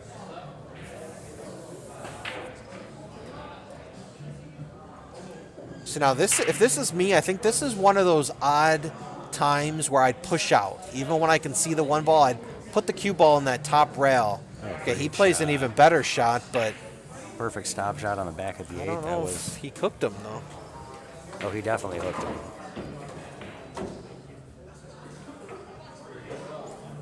I think he can Oh, shoot maybe at not. it. You're right. I think he can see the right side of it. He could probably see a sliver. He's shooting at it for sure. Wow, just missed it.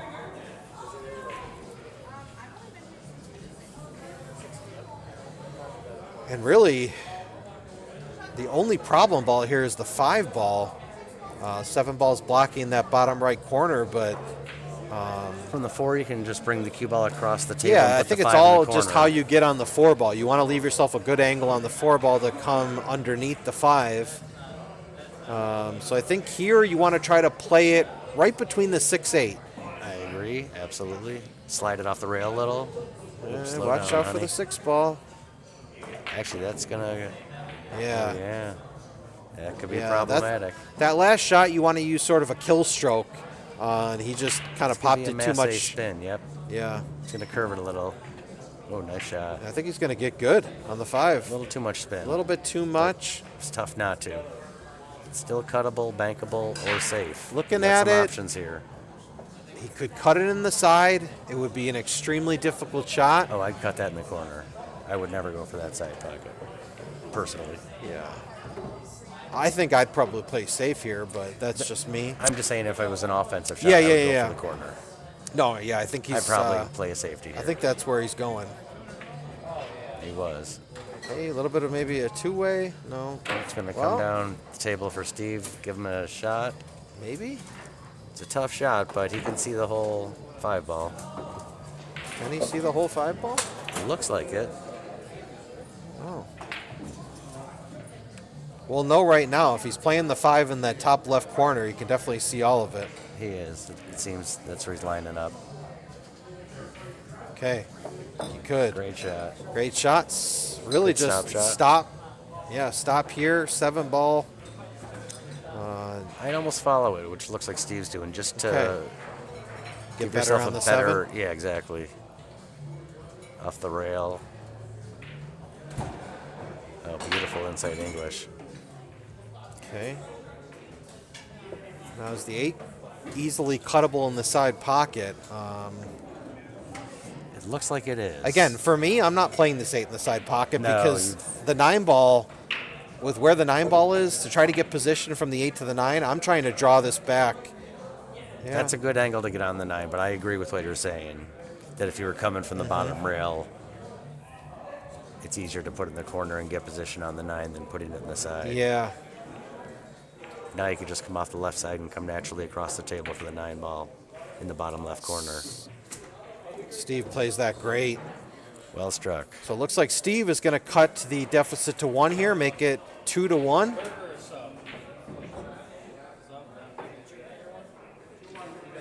All right, Steve Zajak, 2-1. And did we give our predictions? What was your prediction for this match? I was favoring Steve 7-6 or 7-5, somewhere in that range.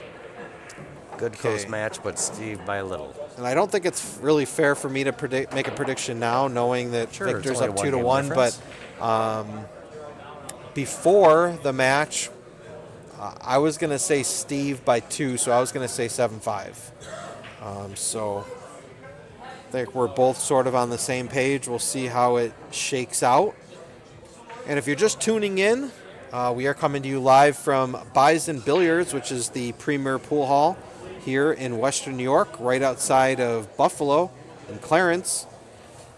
And big, beautiful pool room, 35 pool tables, and tons of leagues, tournaments. As far as the leagues, we host 22 BCA teams, 51 APA teams, 7 teams in our ladies only league, and 8 teams in a Masters League. So around 75 teams here compete weekly, plus 15 teams once a month. So really strong competitive leagues here at Bison Billiards, a tournament every Saturday. We mentioned the Scotch Doubles tournament that we'll be hosting this Saturday. 3 spots left, according to our tournament director, Jessica. So reach out to Mike via the Bison Billiards Facebook page if you're interested in securing your spot. Steve Zajak breaking from the right-hand side, down 2-1. Does not make a ball.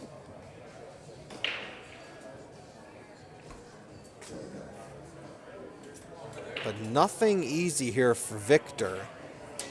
I don't believe he can cut the one ball on the side. So let's see what he elects to play here. Okay. Tries to bank it 3 rails around. I think he's going to be okay here. This one ball is going to rest on the bottom rail. And Steve comes to the table here with, I think, a safety play, just trying to bank the one ball up table, put the cue ball behind that 5-7. Natural blockers there.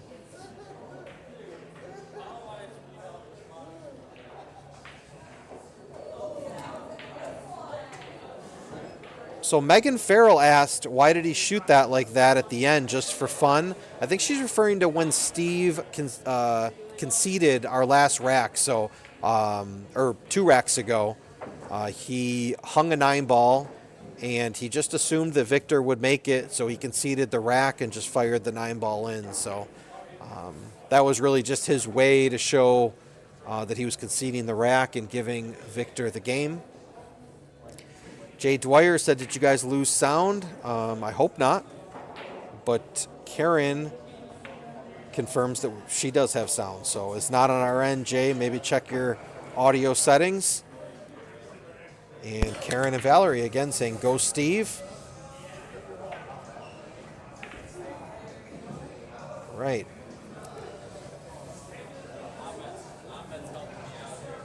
So Victor back at the table and looking to play the 1, draw it back for the 2.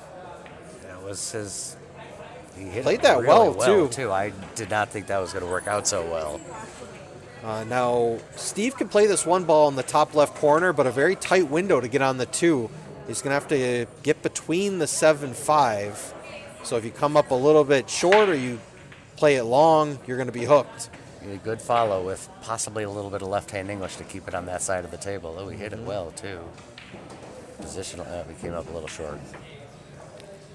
That's So let's a see very what tough Victor shot as does any. here. I don't know if Victor has the angle to draw this back down for the 2. So if think it's he's me, gonna have I'm to probably draw it. rolling up on the 3 ball. I don't think that's what he's going to do, though. I would draw the snot out of this. Hey, he was able to draw it. Oh, wow, did he hit that perfectly? Look at that. Wow. Steve will jump this. And Victor giggling a little bit, realizing that he got a little bit of a roll. Walks away from the table, laughing. This is a guaranteed hit, and Steve shakes his head in disappointment with this being the shot that he comes to walks the up table to. with. I get it.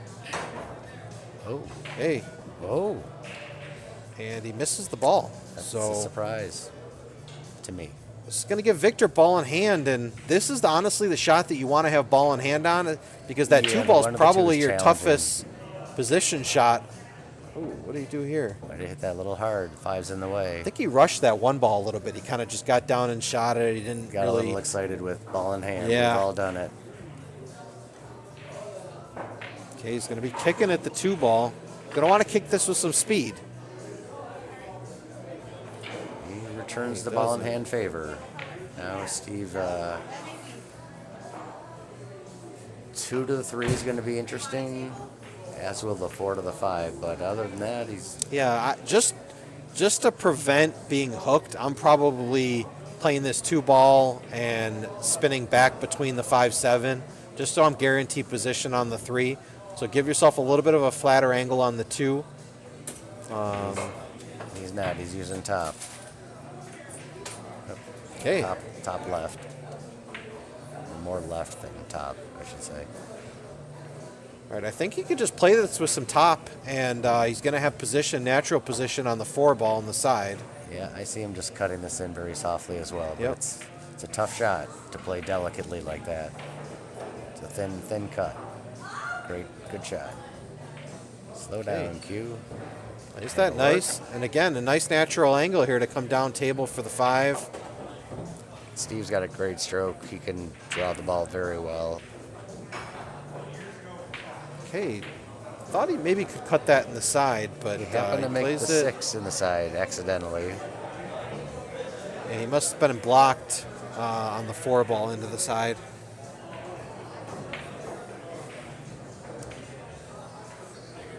This is a tough shot to go for. It's a really difficult cut, and you're going to be forced to use a bridge. So it's either go for a safety or play a really, really difficult cut with a bridge. He's going to elect a safety. He's looking like he's hitting it Bank the firmly. 4 ball up and try to leave. He double kissed it. He was just trying to stop the cue ball and send the 4 ball that way, which that part worked out. So knowing Victor, I know Victor's game pretty well. He and I used to play pretty frequently back in the day. He's going to cut this in. He's a pretty aggressive player, especially with shots like this. And he's a smart player too, so he's going to know how to miss this shot. You know, you want to play this shot a little bit thinner. You might play it 2-way. Yep, exactly like I said, and just hit it A little too too hard. quick. Now it's going back down for the 4, and it might scratch. Might also hook Steve. Nope. Yeah, I agree with you. The few matches I've seen of Victor's, he does play very aggressively, but he also pockets balls very well. All right, so I think Steve probably would have liked a little bit sharper of an angle on this 4 ball, but I think he can still move the cue Not ball be on down the rail. table. Came up He a pointed to little where he shorter wanted to than get, and he just came up he a was little bit hoping. short. So this is going to be a safety play. I think he can just bank the 5 ball between the 8-9, just leave good the cue ball two-way. behind the 8. Stay there for the 7 in case. Oh, and he double hit kisses it. again. So Victor's going to have a shot here on the 5, but he's going to have to move the cue ball to come back for the 7. I'm thinking what I'd probably do is I would just hit the 5 ball straight and just Me stop the too. cue ball right there. Me too. I would play safe here. But he's cutting it. He's looking to cut it, the angle. Yep, like we said, a very aggressive player, and look, he would have had a shot on the 7. Yeah, a pretty good shot. Well, Yeah, he would have been okay. this is going to test you. See, now if I'm Steve here, I'm definitely playing off the right side of the 5, putting the cue ball, playing with some right-hand spin behind the 9, and leaving the 5 by the 7. That would be a fantastic shot. Okay. Does the 5 squeak past the 7? Not from my point of view, but like we said, it's tougher on the screen. But I think the 7's Now, if it blocking. doesn't, you can just play the 5 ball straight on, bank it up 2 rails to the bottom. But he is aggressive, as He we was said. aggressive, yeah. His style. Steven Sylvester in the live chat confirms that we do have sound. There was some concern that maybe we didn't have sound, but Thank I think you, it's kind just sir. on Jay Dwyer's end. Maybe something with his computer settings. Score update from the Sabres game. Tie 2-2. Sabres looking to win their 7th straight It's the Ottawa Senators. for the first time in probably Quite a a half while. century. All right, 7 ball, cuttable. Cue Hard ball's to going to be hold. moving. Yep. You're going to have to play this Very up delicate table shot. and back down. You don't want to slow roll this. You do not want to slow roll this. Oh, he plays it great. Longer than he wanted, but a pretty good shot from there. Yep. Nope, I think he can punch this 2 rails, come out of that bottom right corner. He's got enough angle. It looks like he's hitting top on it. Top, But I agree with you. What you had said with the punch. yeah. Might kiss it in the side. Ooh, Nope, and he leaves Victor a great shot here. Just, with natural shape on the. yep, natural shape on the 9 ball. Just got to pocket a somewhat difficult 8 ball shot. You want to play this with a touch of inside, or you could play it out of the top right corner. She might be doing that. Yep, he does. Slow down, Q. Okay, he leaves himself a cut shot, but a work. makeable shot here on the 9. Very. Similar to a shot he had earlier in the match, I believe. True, he did have one similar to this. You're right. So we'll see if Victor Dold can take a 3-1 lead or if he's going to hand this game to Steve, and Steve will have an opportunity to tie up our match at 2.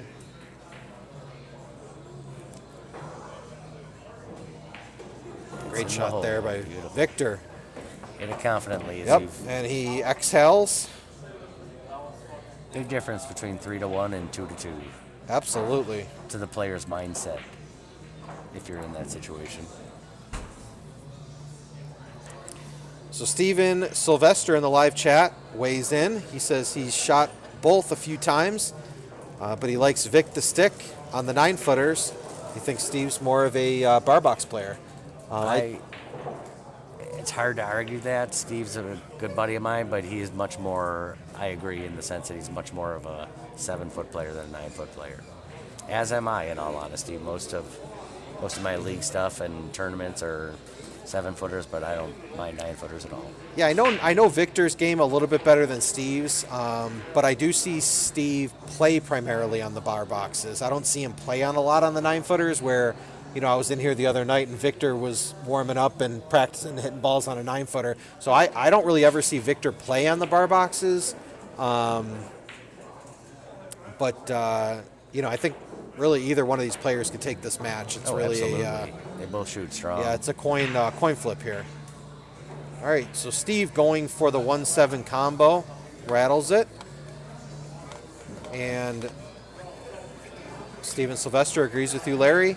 Snake Bite Psycho, I believe he's referring to Victor, says that he made his own cue, which is pretty cool, and I agree. Yeah, he showed it to me last week. It's well made. All right, nice kick there. He's going to leave some distance on the 1 ball. So now if I'm Victor, I'm playing off the top side of the 1, banking the 1 ball back up table, and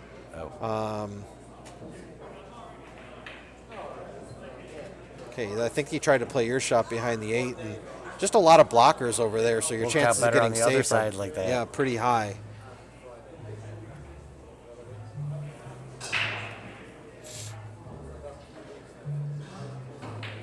I probably would have cut that 1 into the corner, but then I feared the cue ball hiding behind the 4 and the 8, which is why I thought about the safety.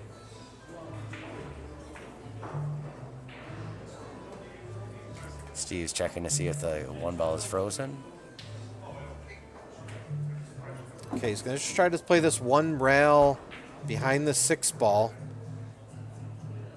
If he hits it, he's got a good chance of making it. And Fortunately, hit the 6 first. yeah, I think he just maybe hit that with a little bit too much speed. Just kind of came sharp off of that top rail. So Victor here. We got to the other side. I thought They he was got to setting the up other from side of the corner. 2 ball, which might be advantageous for Victor because he might be able to break out this 3-4 if he just comes 1 rail. You got to hope so, because it's going to be really tough to set up on the 3 ball, per se. Oh, that's what he did. Wow, great nice left play English. there. See it curl back. Oh, man, yeah. Yeah. He stroked that really well. Yep, it bent off that rail action. after he hit it, and Going to play a safety here with a little yep, right. 3 ball behind the 8. Good shot. Good shot there by Victor. Now, Steve, this is a very makeable shot for Steve. He can just play this rail first, and he should actually have a shot on the 4 ball if he makes it.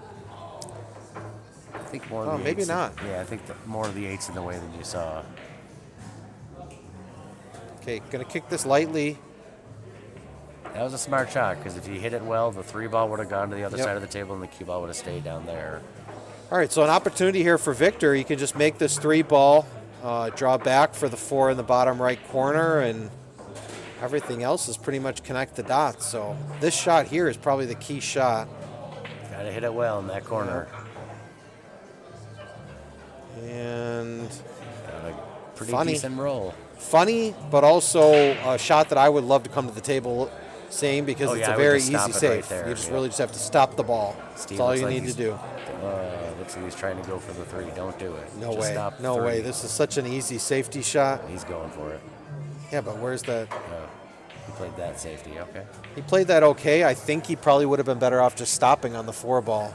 I agree personally, but like you've said many times, everyone has their own preference. But yeah, I would have elected that route myself. Yeah, you want to try to leave the cue ball as tied up to the object ball as possible. For sure. That was the best way to freeze it on the floor, put it within an inch. Cut off all those angles. But it works out to Steve's benefit. He does hook Victor on the 3 ball, and Victor misses the kick. So Steve comes to the table with ball in hand.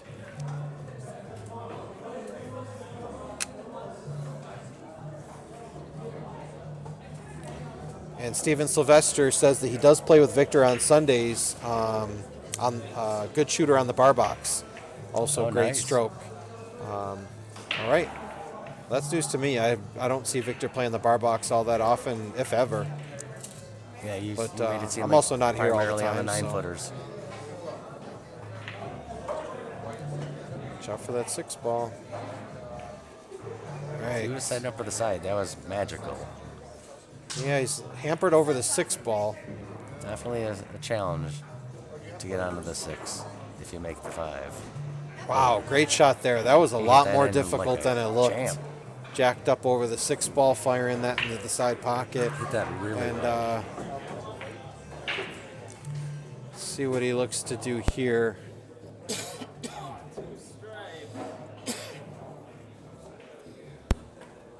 Okay, he's pulling out the bridge. And I don't know if he can play it behind the 8 ball, like between the 8 ball and the side pocket.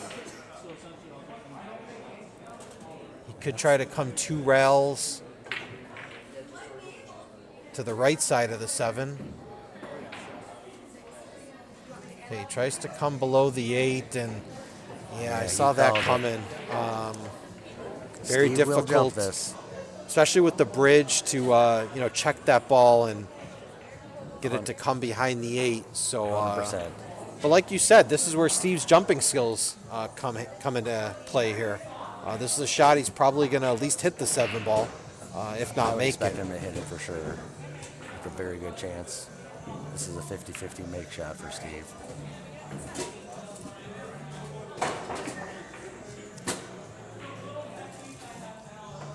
Watch out for the scratch. Yeah, it's gonna Oh. scratch. Not what Steve was looking for there. He made a good hit, and Victor's going to come back to the table, and I mean, really not much to do here. The 8 ball and the 9 ball are sitting there. It's really just I'd put the 7 in the top left corner and draw the cue ball back 1 this inch is- and just stop the cue ball for the 8. I actually like what Victor's doing here. That's a good route too. Yeah, I mean, after me saying that I don't like to play shots in the side pocket, I think that's the right play with this layout. Oh, I would have set it up for a stop shot right in the corner here. I see what you're saying. But that's a great way. Now it's just you have to get back on the 9 where before you were just naturally there on the 9. He's okay. That turned out pretty well. He hit it really well. Lines it up. 9 ball, left side pocket This to would take give a Victor a 4-1 lead, elevating his cue slightly. He's Ciao. taking the 4-1 Okay. lead. Victor Dold takes a 4-1 lead on Steve Zajak, and you know,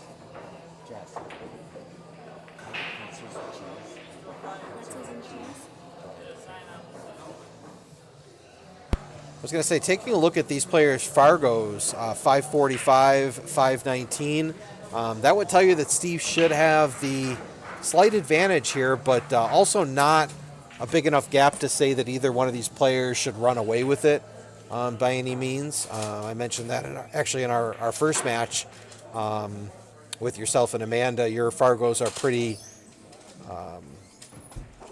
comparable, so a little surprising here with Victor going up 4-1.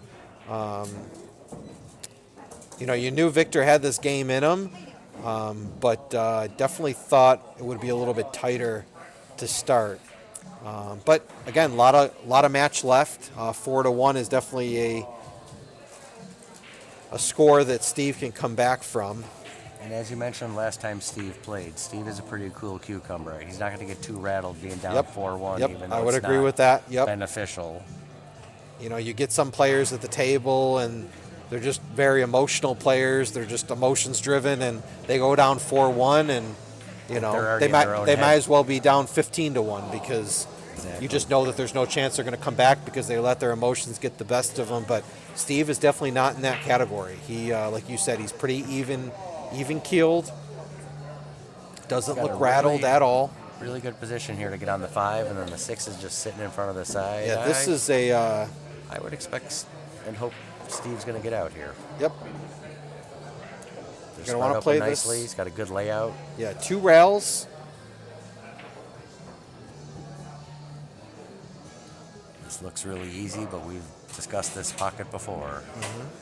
Wow, that's the commentator's curse It right really there. is. I'm sorry, buddy.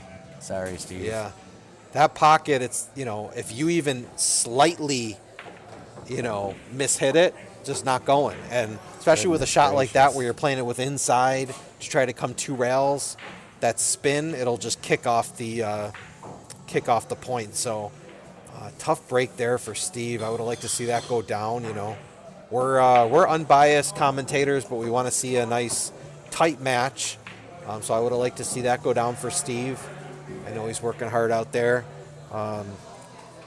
Now, again, to a novice player, this might look like an easy out, but as we all know, with a 5-ball deep in the pocket like that, You have to draw this. You can't short. Oh wow, wow, he hit did. that like No, champ. no. Keep going. Keep going. Keep going. I hope he can see this 6-ball because Yeah, he deserves with a to. shot With a like draw that, like he that. deserves it. There would be Yep. no justice. The only person who could hit it that well is Cole, Right, exactly.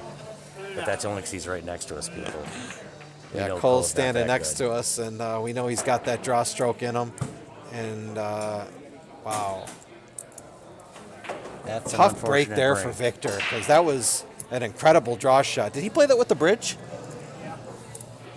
He He drew did. that with the bridge, which, This is where Steve's got to bear down. ladies, You don't wanna- gentlemen, boys and girls, that is not an easy feat to draw that ball about 6 feet with the bridge. You can't go down 5-1 here. You got to get 4-2. I'm surprised that he's lined it up. Nope. Wow, Everyone's What got some happened ball there? in hand now. This is crazy. I missed that. Yeah, Steve's not happy with that outcome there, but missing ball in hand. No, I get it. I hate missing ball in hand. Has Steve played on the stream before? Yes. You did? Yeah, Okay. I played Steve 3 Oh, you weeks did. ago. You played Steve, right?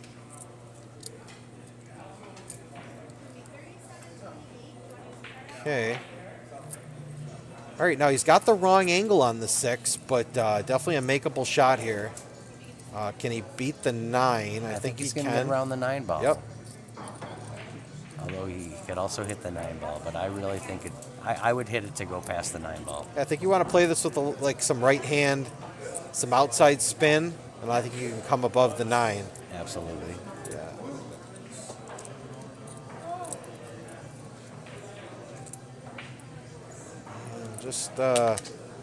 It just doesn't seem like Steve has really gotten in stroke in this match. He hasn't, but And just hopefully really he gets some a momentum going. about as easy of a 4-ball out as you can hope for Victor here. Just needs to draw this back about 8 inches. And he'll be perfect on this 8-ball. The way we saw him draw earlier, that will be no problem. He played forward just to spite us. All right, now this one's just natural. Just you could just play this off 2 rails, maybe a touch of outside. You're going to hit the top rail, the side rail, and come down perfect for the 9. Hit that real hard, really hard. Much firmer than I was expecting. But I He's think going he's to gonna get get around it perfect. lucky, though. He's going to get perfect. When you're playing good, you're rolling good. That's what they say. Victor's hit some really good shots in this match, and you kind of make your own luck sometimes.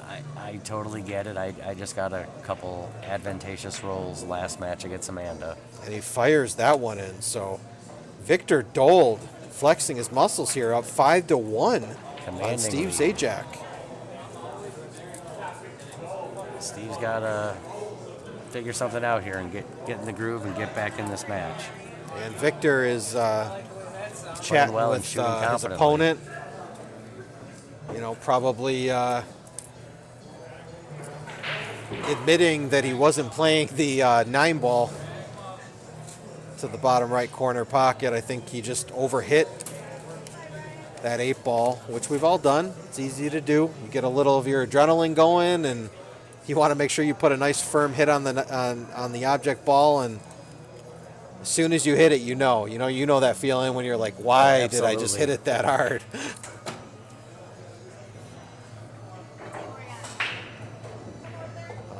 To Victor's credit, though, he's playing well. He's breaking well. I think he's made a ball on almost every one of his breaks. And as you said, he's shooting well too. 1 ball. Looks like it goes. It does go. It does go. Got to hit it pretty well. Yep. Especially into this pocket. But I think if you come make off the it, back you're going rail to and come. not get the 3 in the way. Nope. I think he's going to come behind the 3 if he makes it. That's what I would hope. Wow, he hit that good, too. Hit it really good, but as we've said, that pocket's a fun one. All right, so Steve back to the table here. Needs to go on a run here. I think the next couple racks are crucial for Steve. I think he needs to get them.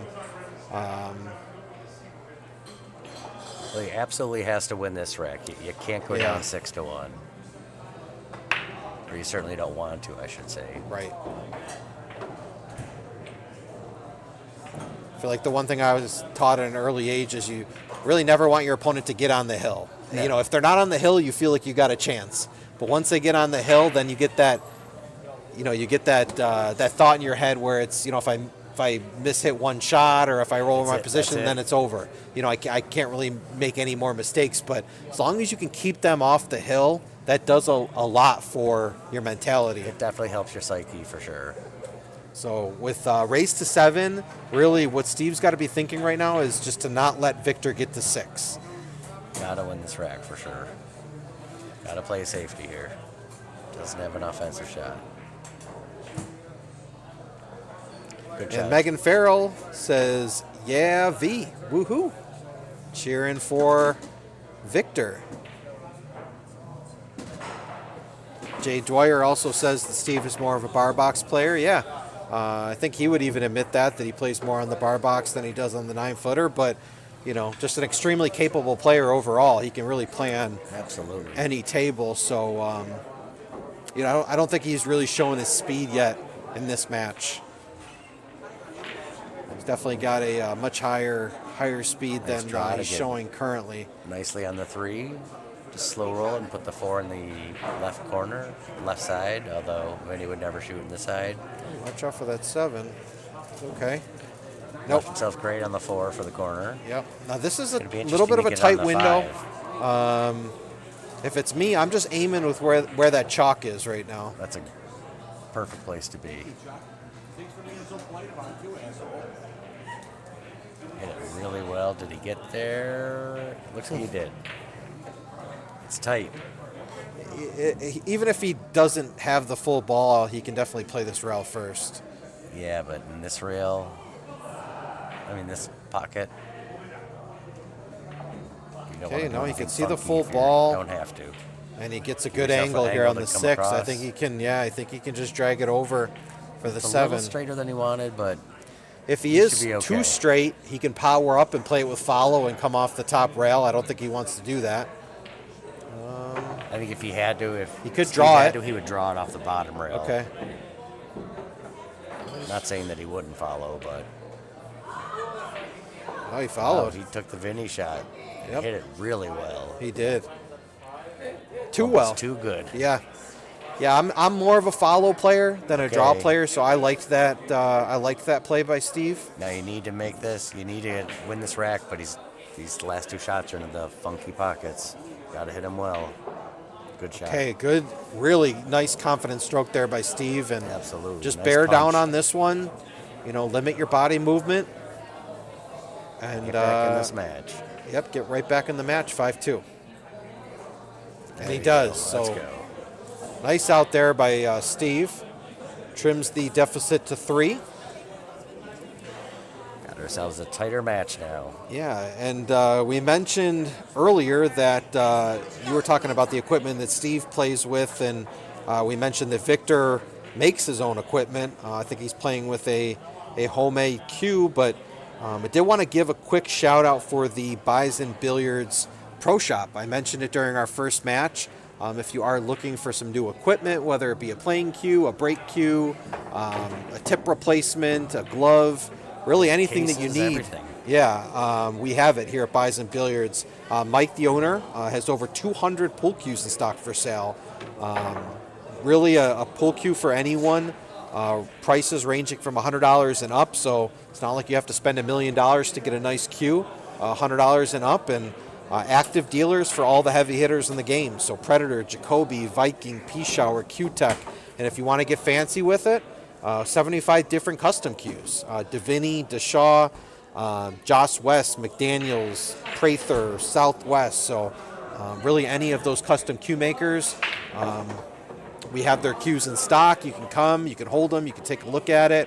And if one tickles your fancy, we can make a deal with you. I know the staff here is very knowledgeable. Mike, Chuck, Tony, Victor. So if you're looking for a new pool cue, come in, see us. We'll have you look around, and if one catches your eye, We'll make it happen. we can give you all the details. All right, so Steve just made a ball on the break and has a pretty good layout here to further get back into this match. And he leaves himself a good angle on the 2 because that 3 ball really only goes to that one pocket. Tries to punch it off the rail, and I think he's okay. Can he draw this out above the 4? He's going to have to, and he will. He's got a great draw stroke. Fat Bob Benny says that Steve's warming up. He's It about to looked get like the it. stroke. Towards the end of that last rack, I feel like that's the best we've seen Steve play in this match. Ooh, watch out for the scratch. Yeah, and he just let up on the stroke a little bit, and it squirted on him. Almost stroked it too well. Not easy to get on the 5 ball, It's though.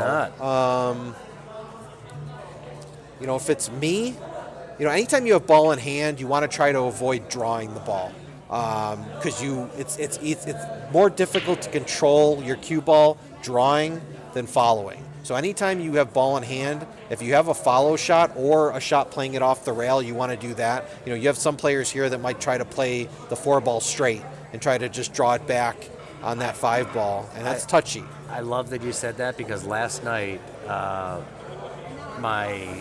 the person I'm playing with, James Cross, this weekend, he was over at my house and we were practicing, and I gave him a timeout and told him exactly what Vinny said. I said, despite the fact that I draw the ball very well, it's so much easier with ball in hand to control Exactly. the cue ball and the Yep. distance with a follow as opposed to a draw. Even though I draw the ball very well, it's harder to control your distance. It really is. Wow. Oh, he just...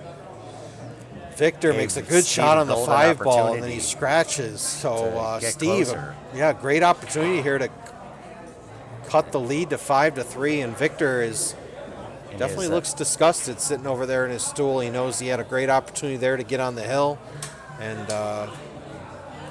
you know, Steve's or any person's mindset in this situation, you get amped up. Here's You're a good- excited to here's have a good, chance to get back in it. here's a good example of what we were just talking about. You know, you'd have maybe some amateur players that might try to line up for the 6 ball straight in the side pocket and draw it back for the 8. You want to play that with follow. It's a lot easier to control. Use the natural roll of the table. Yep. If you have to spin it, do it. But Yep. in general, just use the natural roll of the table. That's how I set up Yeah, my I find the balls. toughest shots in pool are those short draw shots where you got to, you know, kind of maybe draw 8 to 10 inches, and they're just super It's touchy. very specific. You're right. Oh, good. Oh, man. All right, so Steve Zajak. Steve's feeling good now, people. He Look is. out. I He's think got some Fat Bob momentum Benny going. hit the nail on the head saying he's warming up. He's back in this match. He just got in the stroke. He hit that really well and confidently. So Victor was up 5-1, so that's 2 straight for Steve. Sporting the Bills hat. Bills clinched a playoff berth with was it the Colts loss last night? Yes. So congratulations to the Buffalo Bills. We're back in the playoffs. And I will say for Steve, this is probably the most important rack right here. You don't want Victor to go on the Yep. hill, as we mentioned before, but it'll really help Steve's mindset if he goes from 5 to 1 to 5 to 4, and he's like, okay, now I'm one Yep. game behind, I'm right in it. So I'm gonna make a claim right now that whoever wins this rack wins the match. I think if Steve cuts it to 5-4, he wins the Think he's coming match. back? I think he's coming back. I think if Victor goes up 6-3, I think he wins the match. So I think, in a race to 7 when it's 5-3, like you said, I mean you're correct. I think this is the most important rack of the match, and I'll make the call that whoever wins this rack will most likely go on to win the match.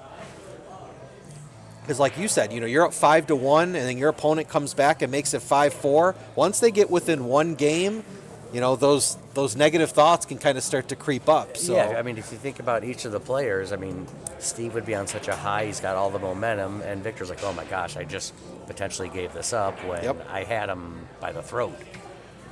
right. So I mean, a pretty doable out here for Victor. Just leave yourself the inside angle on the 2. I don't think the 2 goes in cleanly. It doesn't? I think the 7's in the way, but I could be wrong. That's really tight if it does go. Nope, you're right. He's playing the 2-7 combo, which, that's not an easy shot No, by but- any means. If you're limited, But the 2 ball.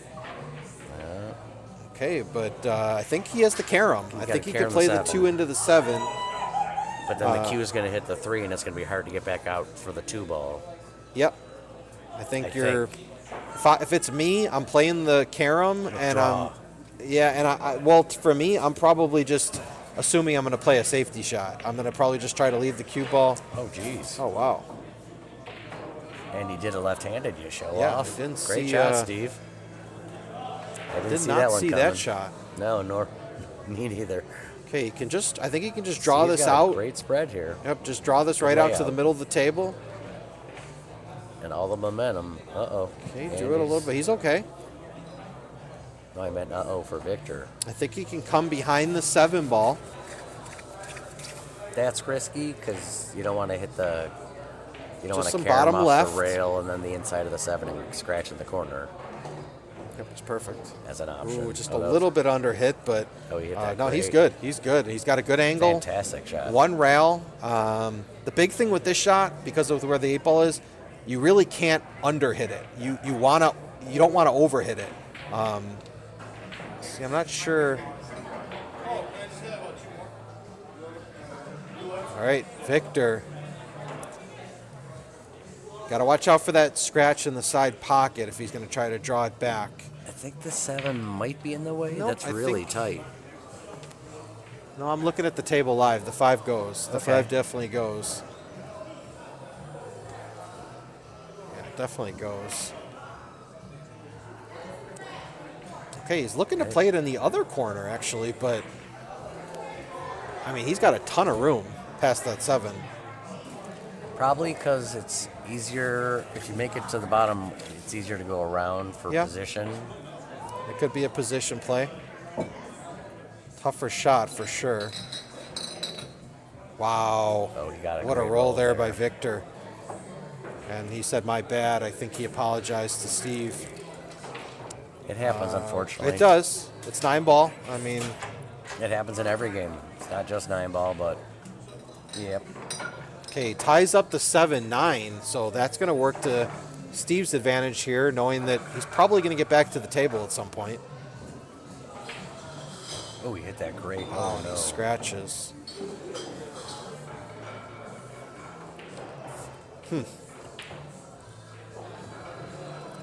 Do you attack the 7-9 here? I would. Just I mean- because the cue ball's going to naturally get down to the 6 anyway.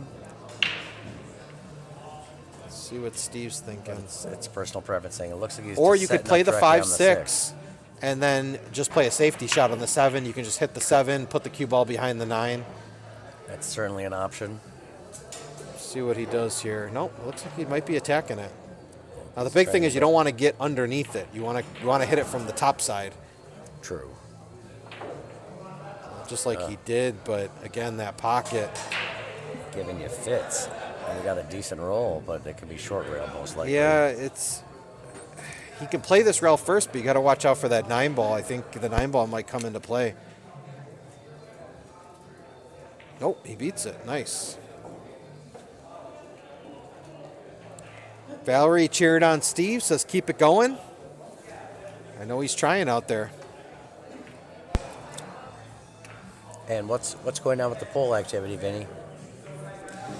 Taking a look at the poll, Steve at 73%, Victor at 27%. Interesting. Not sure if some of those votes came in before Victor, took his lead, but that was a really nice, smooth delivery there by Victor. Very much so. It's going to be interesting getting from the 8 to the 9 is going to be the problem to me. 7 to the 8 too, because I think that 9 ball could come into play. Well, I would just draw this Draw right it? now. He's trying to Slide check over it. 9 inches. Yeah, he tried to play that with inside to avoid the He 9. might have got lucky. Look at this. Wow, he did. Oh, nope, he didn't. No, You don't think so? I think Steve can see the whole ball. We'll know by Steve's body language here. That was really close. Victor pounds his cue on the ground, so I think Steve must have a look at the 7. Shot.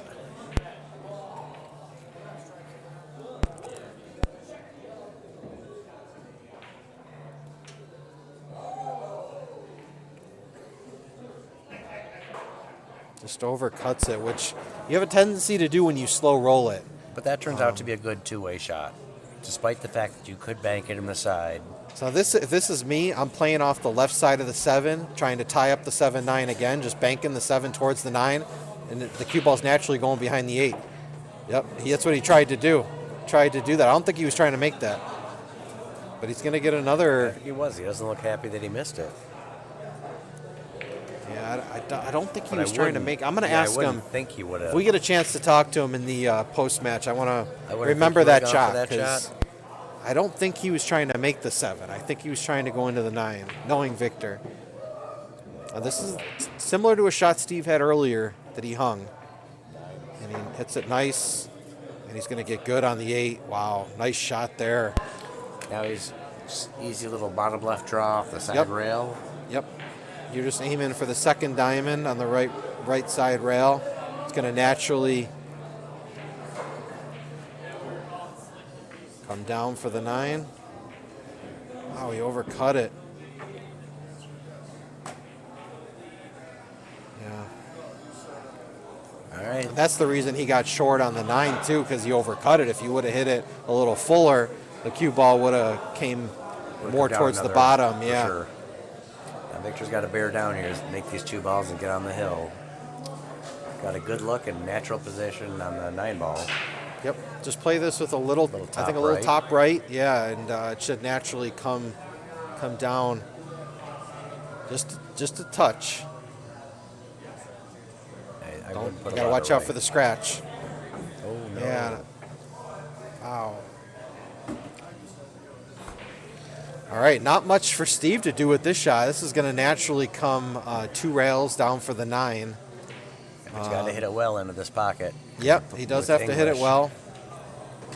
For gotta me, use I'm the playing left. this 3 rails. I'm playing this short. I'm playing this bottom left. Oh, I'd hit top left. I would have played it just like Steve played it, but just missed the shot. All right, very similar to the shot Victor just had. So both of these players just going back and forth on this 8 ball, really just kind of daring the other to make this. This one's definitely natural. I was going to say, watch out for the scratch. Oh, slow down. Yeah, Victor just overhitting that 8 ball. I tell you, the last 4 or 5 shots, it looks like the nerves are getting to the Now Victor players. can bank. We were playing big table 9 ball maybe a month or so ago, and he hit a couple of these. So he can bank the ball. Double. Giving it a rip. Nope. Where is it going to finish? Oof, not in a good bad spot place. for Steve. Yeah. I don't even know if the bank is on. It might double kiss. Is the double kiss on? Or can he shorten this up?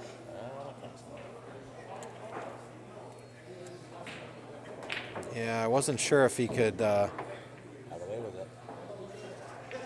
right. Victor, back to the table.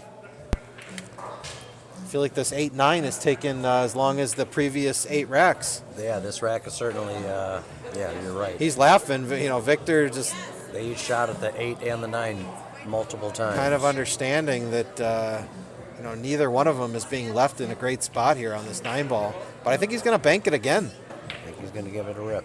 which I don't mind because there's really not an obvious safety, and he hit that good. I thought he made it too. Okay, All he's right, going to now leave we Steve a shot here on the 9. finally have a makeable 9 ball. Yep, and I mean, The others were makeable, but this is more straightforward. yeah, I think this is a shot that Steve buries. Nice and easy. You want it to be 5-4. You were just down 5-1. If anything, you have a tendency to overcut this. Yep. That dreaded pocket. It's a stinker. Gotta hit it great. We've said it often. Yeah, that's a shot that you have a tendency with those back cuts. You have a tendency to overcut it, so you want to play it a little bit fuller. And in all honesty, Steve hit that ball extremely well. Now All right. Victor's on the hill. So Victor Dold gets to the hill first, and let's see if my prediction comes true that whoever wins that rack wins the match. So that would mean that Victor would take the victory. No pun intended. Oh, a little bit. A little bit of a pun. And just as a quick refresher, Victor Dold is a new addition to our Buffalo Top Players list. As recent as a couple weeks ago, he was off the list. And he worked his way up, got in a place to challenge the 20th position, which was held by, I believe, Jason Ruck. It was. He beat Jason Ruck on stream and ends up joining the list. And he's climbing it now. And I mentioned earlier that Victor's really been breaking well, and that break is no different. Makes a ball. He's been making that wing ball pretty consistently. Doesn't have anything on the 1 ball, but I think he can play safe here. Good shot. That's how I would have played it. And great.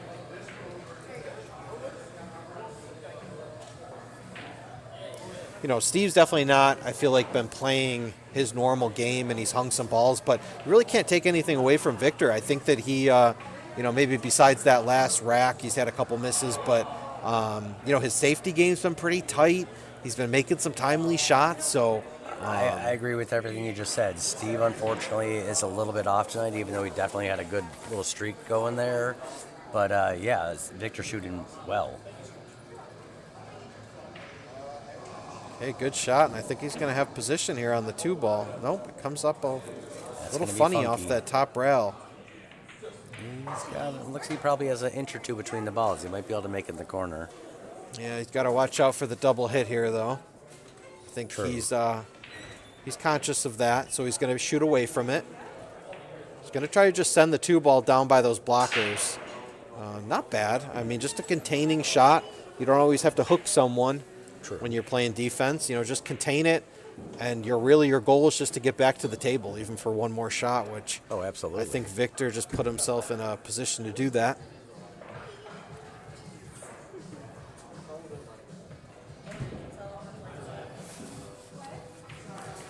All right, so Steve, I think, is going offense here. He's going to try to play the 2 in the bottom left. Definitely looks like what he's aiming for. Yeah. Fires at it. He left him distance, which we've said is your friend. The big thing here is just to bear down and try to make the 2, because the 3 ball has a nice little sideboard for the with the 4 ball. The 3 to the 4 could be interesting, depending on what angle you leave yourself on the 3. Although it's irrelevant right now. Oh, Wow. No, scratch that. Did not see that happening. Holy moly. Both players having a giggle about that one, just because That was a crazy angle to that's scratch a on. crazy angle. Yeah, exactly. That's a crazy angle to scratch from. All right, so Steve's going to play this above the 3.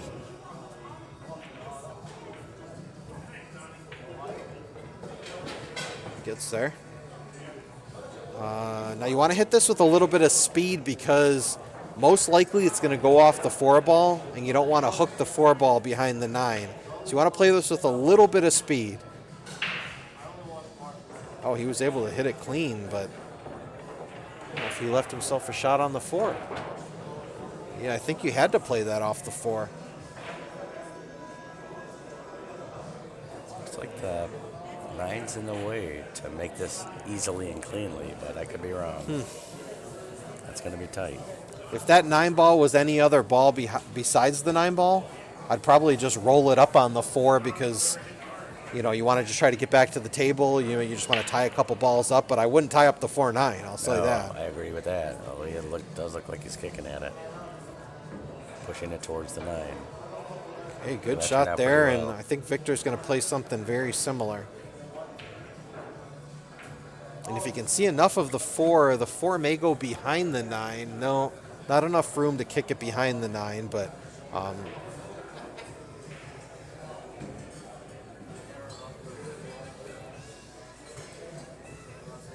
right, Victor taking a few extra minutes here to survey his options. Okay, good shot there. Wow. Oh, he got it. Well, no, he can see the I right think, side of yeah, it. Steve can see the ball. And he could, Not I mean, he idyllic. could make it. He could cut that back to the left corner. Yeah, for I think sure. he can bank it to the, or I'm sorry, cut it back to the left corner pocket. Not What are you easily, going to but do with it's the 5 definitely ball, doable. though? Okay, tries to play safe, but he's going to leave the 4 ball open. But Victor is dead straight, cue ball on the rail. Can't really do too much with the cue ball, and with where the 5 ball is, I really don't even think you want to make this 4 ball. I So agree if, with if that. it's me, I'm probably going defense here. Probably just coming off of the left side of the 4, maybe trying to bank it 2 rails back down to the bottom rail. Wow, he fired at it. Really good attempt there by Victor. Although I kind of understand it in that situation. I mean, he's on the hill. Steve's got to win 4 in a row. Part of me would want to go for it. So 2 rails here up for the 5 in the side. Just bottom rail, side rail. And really any, oh, and he miscues. Is he going to get a rail? Wow. Wow. Nice break there for Steve. Miscues, comes 2 rails, hits the 4, and then legally hits another rail. So no ball in hand here for Victor, but good look here at the cut shot. Just got to be careful of a scratch here. Not sure if it's going towards that side pocket. I can't tell. Definitely going to flirt with the side pocket. And I think maybe he thought that, and maybe that's why he overcut it. All right, so natural shape here for Steve if he can cut this in. Again, just be cognizant of the scratch and Not happy with his tip. He's adjusting and doing some maintenance on his tip. Steve just was.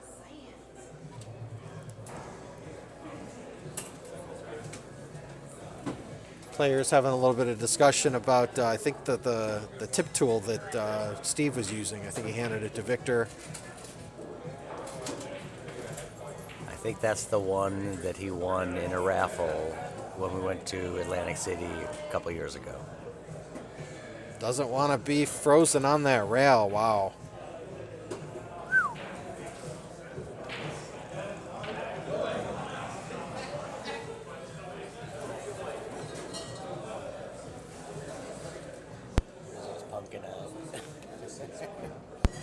All right, so Victor with a difficult shot here on the 4-ball. He's pretty straight. I think It's going to be hard to get on the 5. you got to play this rail first. You got to short rail with left-hand English. That's what I would do. But that's Wow, what a big shot ass. there by Oh, he hit Victor. that really well. Okay, he had enough of an angle just to come one rail, and got to shoot this up in the or shoot this in the bottom corner. Hold position for the 7, and This could do it. okay. Now this is a shot. You know, you don't have the right angle to get down table for the 9, but just take your medicine. Don't try to do anything crazy. Don't try to draw it 2 rails or 3 I'm with rails. you. I would just roll it 3 Yep, to just 6 roll inches. it in. Yeah, that's what he's looking at. I mean, you just got to take your medicine. That 9-ball is very playable. Just roll forward. Absolutely. And the key thing is just don't leave yourself on the rail. Just leave yourself somewhere where the cue ball's floating. You don't try hit to this do hard. too much. Don't hit this hard. Just see exactly what we were just talking about. That 9 ball, he's probably going to make that 9 ball 8 out of 10 times if he just rolls it forward. Absolutely. But he tries to do too much, and Could cost you the rack. I hope it doesn't, but it could. this might go. Nope, it's not, but he's going to be gonna be okay. safe. Not as close to the rail as he would have liked. Steve should be able to cut this in, but not an easy shot. I'm gonna have to ask Victor about that shot if we do get a chance to talk to him, because that was. And you also wanted to ask him about that 7-ball bank. Watch out for the side. Yep. No, he's All okay. right. All right, Steve 6-4. Zajak firing back, Back 6-4. in it. He's still in this match. He's got some confidence now going to the next rack. Steve's the type of player. He's got a pretty high gear, just like Amanda. So, 3 racks to him is nothing. No, when he gets locked in, I've seen him do some bad things. You hate to think that maybe that opportunity that Victor had there on the 5 ball, or on the 7 ball, you could say, you hate to think that might be his last opportunity to really close out the match, but certainly could work out that way. So, I think Victor made a couple mistakes there. I think, when he was playing that 5 ball in the bottom right corner, he should have made sure he drew it back enough, because you really, even if you draw it back to all the way back to the top rail, you're still going to be okay. The only really way you could have gotten bad on that 7 is to get straight or get the wrong angle. So really, he could have drawn anywhere to the bottom, the bottom half of the table, and he would have been okay. And then, of course, just not rolling forward. He tried to do a little bit too much. I agree with both of those statements. Yeah, but Victor's having a good time, Again, he's outside of a couple of errors that you just mentioned, he's shooting pretty darn well, too. Yeah, he. Ooh, watch out for that side. I tell you, after with the 1 ball with ball in hand, this is a pretty good open spread. Yeah. I would love to step up to this table with ball in hand, personally. Yeah, I think any of us would. I mean, really, nothing's tied up. There's not even a ball on a rail. No, there's no Well, problem he just balls put the that I 7 can ball see. on the rail, but a little bit off. But You don't want to be that close to the rail, but I mean, the 7 ball goes in the side pocket, so just delicately leave the cue ball near the right rail. Don't try to do too much. yeah, come above. I would come above the 4. Ooh, he that's tried the to do problem. that. Wow. That can happen to you if you flirt with it. Ooh, nice kick there by Victor, but yeah, you can see Victor's getting a little frustrated. I don't think he loves the way he's playing currently. No, you're right. You definitely see his body language has changed. He's definitely a little Steve unhappy could just with how roll things this. are going. Yeah, Steve could just roll this forward, play the 4 in the side. It's the best way to do this shot. Well done. Perfect. Stop it. Then you got a stop shot on the 5 ball, straight Yeah, shot. the big thing is you want to make sure you don't get the underneath angle here on the 5. You either want to be straight or you want to be above it, because you're going to have to draw back for the 7. So, if the for cue sure. ball stay where it is now, he would have a Would tough stop time it getting on right the there. 7. So you want to either roll forward or get straight. Yeah, Now we see? just created an angle. Yeah. Yeah, he didn't like it. He didn't like it. And He wanted to be He's gonna straight go like you had mentioned. forward. He gave himself an angle. wow. Good shot there, but can he cut it? I don't think so. I think the 7 ball is too far past the side of the pocket. Can he bank it You into the could bottom bank right across corner? for sure. Oh, not what he wanted, but that 9 ball is going to help him. It makes the 8 ball a little bit more difficult. I mean, you're going to have to play the 8-9. Yeah, I mean, and the 7 naturally gets you on the 8 and the 9. Yeah, just watch The only out for thing the you have to do is scratch. make the 7 ball. Yeah, just watch out for the scratch in that other corner pocket. Just slow roll it. Okay. It's a little off angle, not as easy as it looks. He's going to have to cut the Agreed. 8 ball a little bit. It's a little bit off angle. And as we've said, it's kind of a funky pocket sometimes. It can For be me, temperamental. I'm playing this cue ball. I'm playing bottom on the cue ball because the 8 ball is going to naturally come off the 9 and go, up towards that table. side rail. You want to leave the cue ball on the bottom rail. If you hit it with follow, it's going to follow off that bottom rail. Wow, good shot there by Victor. So congratulations, Victor Dold. wins our match 7-4, and we'll pull Victor in for a post-match interview. I know we have a couple questions to ask him, and we will be right back with you. Victor.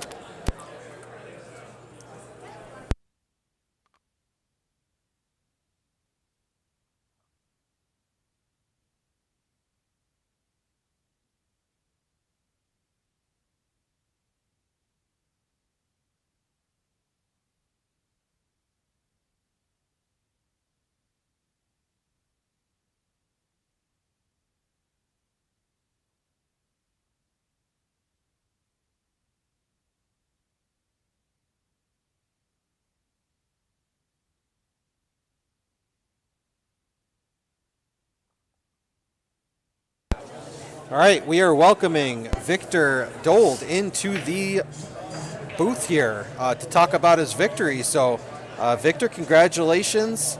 Hard-fought victory. You know, you took an early lead. You had a substantial lead, 5-1. And then you let Steve come back there, win a few racks. So how do you feel like you played overall? Oh, I think both of us struggled a lot. And, I mean, we both rattled a bunch of 9-balls, and I just lucked out in the end. Okay. So, you know, you take that 5-1 lead. I don't know if you're super familiar with Steve's game, but, you know, he's got a pretty high gear. He can definitely rattle off some racks. So, you know, when he started to, you know, come back, and I think it was, 6-4, or I think it might have been, was it 5-4 at one point maybe? No, 6-4. 6-4. 6-4. Did you feel like you had to change your game at all? Like, what was your mentality? Did you feel like you had to get more aggressive and kind of put the nail in the coffin, or did you feel like you maybe had to play a little bit more defensive? Well, at 6-4, I was just hoping I got a chance at the table and make the shot I need to make. Yeah. You know, I had that 7-ball on the side, and all I kept thinking was, Vinny saying right now, take your medicine and get the shot on the 9, and I did the exact opposite. So it's funny you mentioned that, because I actually used those exact words. And we had a lot of people in the live chat. We had a very lively chat. Steven Sylvester, 9269 in the live chat says, good job, Vic. He said he plays with you, I think. On Sundays, yep. Yeah, on Sundays. So that 7-ball? No. So we were gonna ask you about that 7-ball. So you play the 5-ball in the bottom right corner. You don't draw it back enough, so you leave yourself a little bit straight on that 7-ball. I mean, the 9-ball is really only maybe 6 inches away from the pocket. Did you think about at first? It looked like you were just going to roll forward, take your medicine. Yeah, I thought about it, and the problem is I can't see that far to make the 9 most of the time.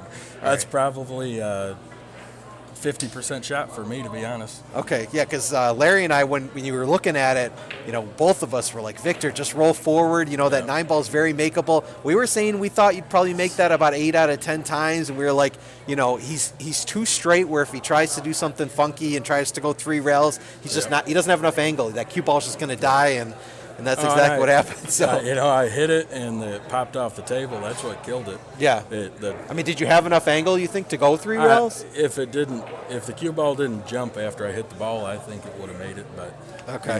The trouble is I haven't played serious pull in probably 5 years. Yeah. If I get back in stroke, I just roll that up and shoot the 9. Right. There. But being not in stroke, I'm trying to get the best position I can. Yeah. You want to try to get when you haven't played in a while and you're not as confident in your ball pocketing, you of course want to get as close to the object ball as possible. So we knew that that's what you were trying to do, but I'm like, I know Victor can make this die ball. Just roll forward. Just take your medicine. Yeah, I should have. But yeah, no, you shot really well. Your defensive plays, you made a couple really great defensive plays, and I think early in the match you played a couple 3 rail safes where you stuck the cue ball behind an object ball and banked the ball 3 rails. So everybody in the live chat was really impressed with how you played. We already did update the Buffalo top players list, so you were a new addition. Well, actually, that's one thing I wanted to ask too. So I know you played on the stream before, but playing on the stream, knowing that there's a spot on the line, did you feel any added pressure? That the bright lights get to you at all, or? No. I had to play like it's not there. Had you played Steve before? Did you have any history with him? Maybe a few times in bar box tournaments. Okay. He's comfortable on a bar box. I'd say I probably have a little upper hand on the 9-footer for him, but yeah. Okay. So we updated the Buffalo top players list. So now you're sitting in the 18th place. Steve falls back to 20. So above you is Amanda and Derek Bauer because Larry overtook Amanda. So he jumped to 15. Amanda's at 17. So you can challenge either Amanda or Derek. We trying to maybe go 2 Zajaks back to back, just knock them both out, or what? I'd rather try to jump 2 spots ahead if Okay. I can. All right. So Derek actually might be here. I don't know if he's listening, He but is. so we'll talk to Derek and we'll maybe try to set that up. But yeah, congratulations! You move. You get on the list and you're immediately moving up, and yeah, you shot well, and we can't wait to get you back on stream. So. Any Appreciate it. Thank closing you. thoughts? Any family and friends watching you want to say hi to? Or Oh, we just had my wife who did if we she's have? open. Megan Farrell. Megan. Okay, that's your. my wife. Okay. We weren't sure. She was definitely one of your strong supporters. Oh, yeah. Steve. Yeah. Yeah. She was saying "Woohoo, go Victor." She was a little bit confused. Does your wife know pool? Oh, not very much. Okay, she was a little bit confused when Steve hung that 9-ball and he just got up and he just fired in out of frustration. Yeah. She wanted to know why he did that. She thought he was maybe just doing that as kind of a little bit of a show just for fun. And we explained to her that he conceded the rack. He just did it probably out of frustration just to knock that 9-ball in. Yeah. She doesn't know much about pool, but I Well, appreciate Megan? her support. Yeah, no. Yeah, thanks for tuning in to watch your guy play, and I'm sure you'll be tuning in next time he plays. So, Victor, congratulations. We'll be you. signing off here from Bison Billiards. We'll be back next Monday. We do have a match with Jay Dwyer sitting at 11, playing Jake Jackson for the number 9 spot, and then I think we're going to be setting up a match too with Larry and Dan Rizzo. Larry will be challenging for the 13 spot. So we'll get Victor back on stream soon, hopefully to challenge Derek Bauer. But until we talk next, thank you for tuning in. If you like what you saw, if you like what you heard, make sure you like the video, you subscribe to the Bison Billiards stream, turn on your notifications so you're notified every time we go live. And happy holidays, everyone. We'll talk to you soon. We'll see you soon. Thanks for the support.